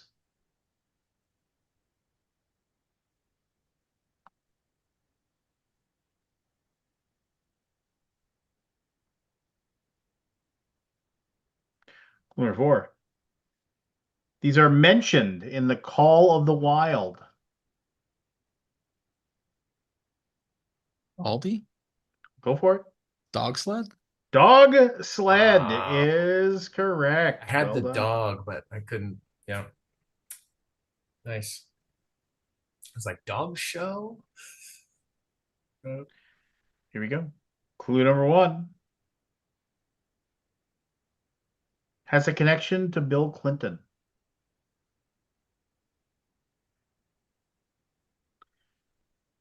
Number two. Connected to rumors.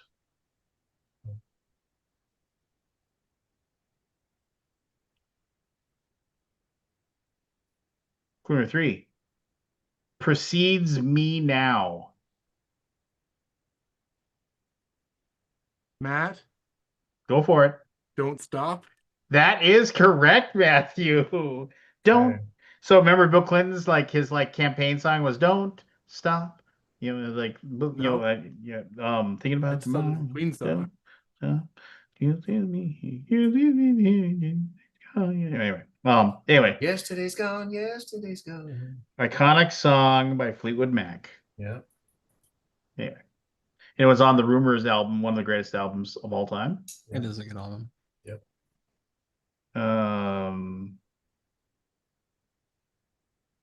Clue one. Sometimes connected to stylized names.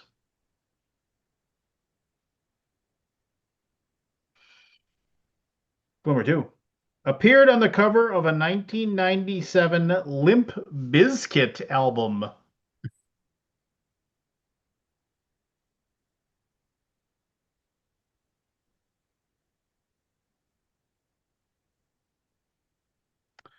Number three. Often appears in cartoon eyes.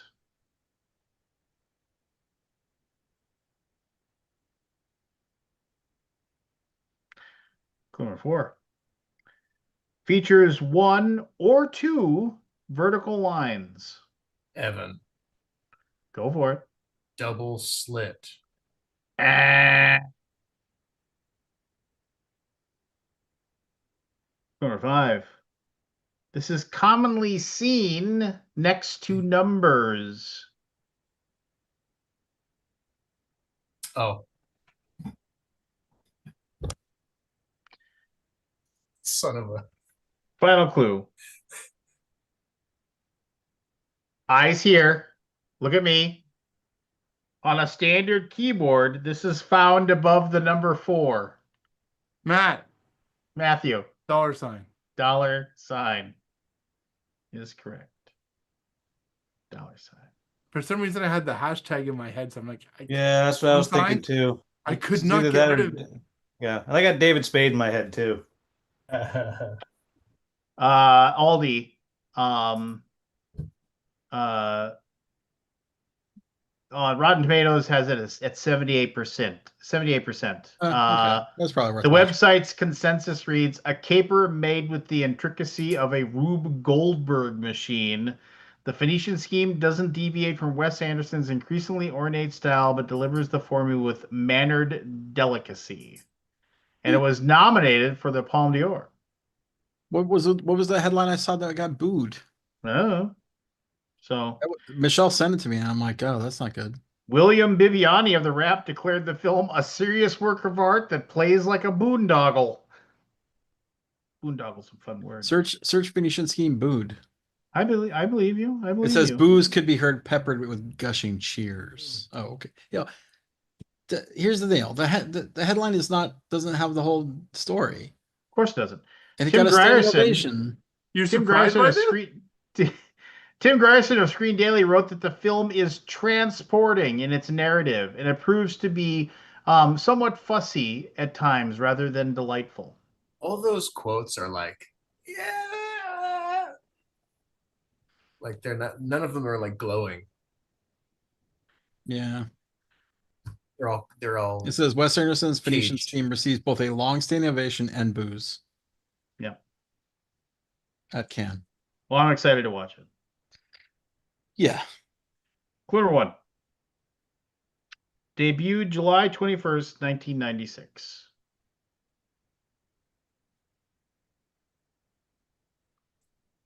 Clue number 2. It is connected to Back in Black.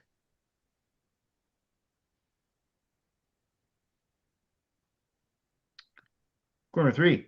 Features satire.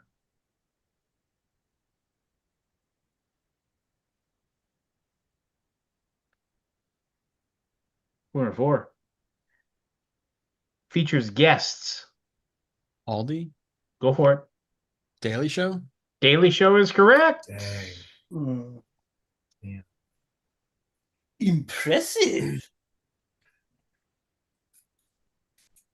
I still have to get my one. What was the Back in Black?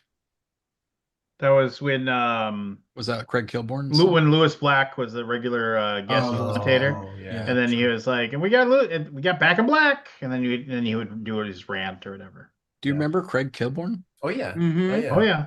The next clue was features Craig, John, and Noah or whatever, or no, Yeah, Trevor. Trevor, Sorry, not yeah. Trevor. Trevor. So, if you ever get a chance to read, and I've told this to so many people, if you ever get a chance to read Lewis Black's autobiography, it is both funny and like it is very philosophical, and it has like that guy has lived a life. And he wrote it like 10, 15 years ago. So he's lived more life since then. But I mean, that guy, the steps he had to take to get to the point of being like a stand-up comedian and like his moment of fame. What's the name of the biography?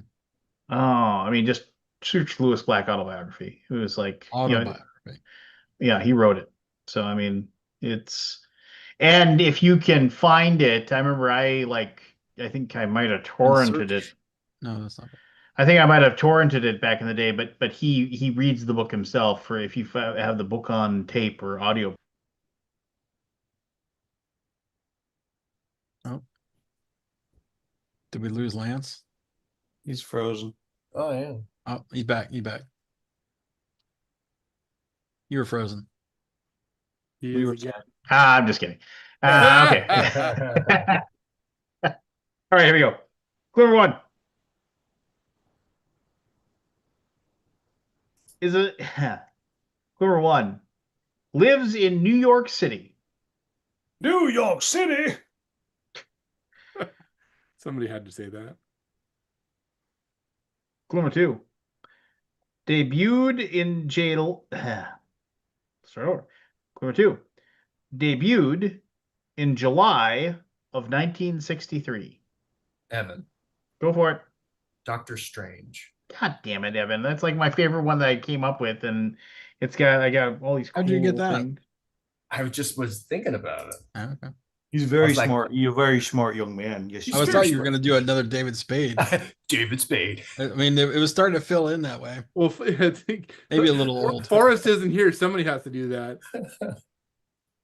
Get it on just one. Man. All right. Clue number one. Has been invisible.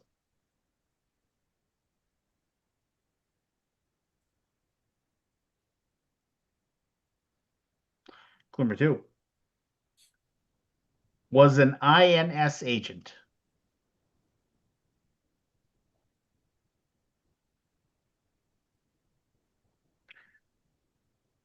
Clue number three. Worked for a political campaign. Evan, Evan. Donald Sutherland. You might as well have gone David Spade, man. Should have. Clue number four. Wore a Boston t-shirt to a water park.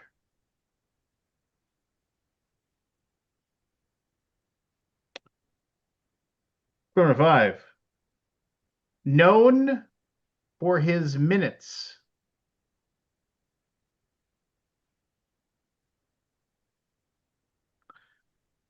Final clue. Starred opposite Chris Farley Matt, in 19 Matthew. Son of a gun. It's Spade. Yeah. Son of a gun. Oh, Evan. Oh, man. I mean, I should have got it. I'm the first one that said David Spade. You did. You did. I was Can over here. Can you give Evan minus 1,000? I was over here giggling. All right, there are three left. So William's in the lead with four. Evan, if you can run the table, you can tie. Definitely going to happen. David Spade. David Spade's off the line. Clue number one. It's never off the line. Moved out of Minnesota in 1993. Matt, Go for it. Dallas Stars. Well done. Well done. He's Uh, Canadian. Of course he knows Jambo. that. Ah. Yeah. That was easy, though. Is that a hockey team? I'm not even a hockey fan. Me neither. I've never heard of it. Is it? Don't you have to be in Canada? Minnesota North Stars? Come on. I mean, I was the biggest North Stars fan as a kid. Loved them. I mean, they had the cool green jerseys, and they just had a cool name. I mean, the North Stars. You know, it was just. And then Norm Green moved the A goddamn guiding team. light. Yeah, it was annoying. All right, here we go. Clue number one. They're gonna lose the. Okay, whatever. Appeared in the 1996 comedy Celtic Pride. Oh, that movie, I don't remember that at Celtic Pride. Or Celtic Pride, either way. Oh, I've heard it Number both ways. two. Hosted Saturday Night Live and all. Evan. go for it. Donald Sutherland. In 1995. Hosted Saturday Night Live in 1995. Number three. Appeared in MC Hammer's music video, Too Legit to Quit.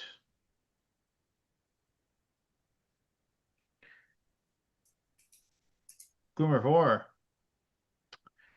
Known for the fictional character Leon Sandcastle.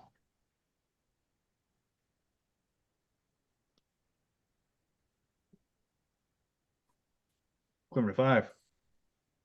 Connected to prime time. Oh, Aldi. Aldi. Deion Sanders. Prime time. Prime time. Prime time. Yes, that is correct. It's All right, weird. here I'm we go. We got embarrassed that one I left. saw that movie Celtic Pride in the theaters. I'm embarrassed to admit that. Oh man, did you really? I did. Yeah, I think I saw it on HBO or something. But yeah, I've seen the movie. So here we go. It's like, You have you a ain't my three-way daddy, tie right now? are you? That's the only line I remember from it. When like the guy, he's telling the one guy, you get the hit. It's like trying to tell him, it's like, you can't tell me what to do. You ain't my daddy, are you? He just says, just not bad. All right, here we go. Last one. Three-way tie. William, Matt, and Aldi. Whoever gets this one wins the game. Evan? I hope to mess Evan, it you up for can. all of you. Evan, if you get it, I'll give you 3 points. You can tie Yes. everybody. Yes. So Evan can make a four-way tie if Evan can get this one right. Clue number 1 is associated with depression.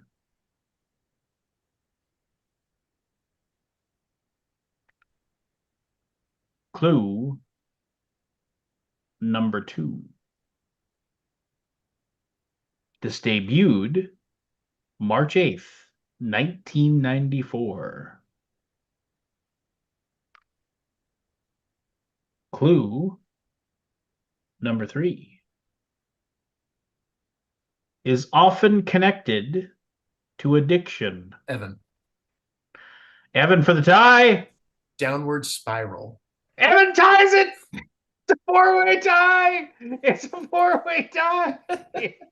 It's a We all know it's really not. Hey, come on. That was almost like Cubs win. Cubs win. Cubs win. All right. On that note, that was fun, guys. Thanks so much. I'm going to Well, bed. yeah, and I got to get up early tomorrow. Yeah, congrats, Take my kid Rylan. Yeah, take my kid to school. So I think we're just gonna call it a night. I know this is way early, but I am a very tired parent of a 17-year-old senior in high school. Reasonable. Oh my goodness. I don't know, everybody. Just Before we go, hey Aldi, I am on the verge of victory here. No way. I got the rings. I have Gollum with me right next to Mount Doom, which means I'll get to roll 3 less dice. I just need to get one more stealth token so I can get there. All right. Well, look, Yeah. I hope you that's lose. impressive. So you're playing solo. Yeah. And with what is Gollum power? I don't even know what Gollum does. So he's weird. He can't muster, he can't attack, he can't capture, and he can't bring any friendly troops with him when he travels. And if Gollum, Frodo, and friendly troops are ever in the same location, you lose 1 hope. But if he's present when a search is rolled, you roll 3 fewer dice. Once per turn, he can take any stealth card from the discard pile, and he can prepare even if he's not in a haven. And when he prepares, he can move troops around. Bad troops, evil troops. Yeah, it's Cool. he's interesting. But anyhow, I What are the will characters- report back if I do In it. solo, you play with 4 characters, right? Yeah, you play with 4, and They have to rotate. yeah, it's and Frodo and Sam are always your single action. So and then the other characters are 4. yeah. So. All right. Well, close. It's luck. intense. Well, what congratulations. what were you playing with the other 3? I got Gandalf, Objectives? Eowyn, and Merry and Pippin. Were you playing the main objectives, the standard? Oh yeah. Just the 3 that it has you So like start. Saruman, your scepter is broken, your staff is broken. A challenge Sauron and the Rivendell one. Rivendell. Gain the blessing of the elves. Yeah, cool. So that'll we be impressive. will see First if it's going to play. make me 1 for 4. Yeah, well, congratulations, Lance. You got a kid through. Yeah. Yeah. We'll see what happens. Yeah, now I get to really worry. So But Take the victory while you got it. yeah. All right, brothers. All right. Get some rest. We'll talk All right, soon. buddy. Not everybody.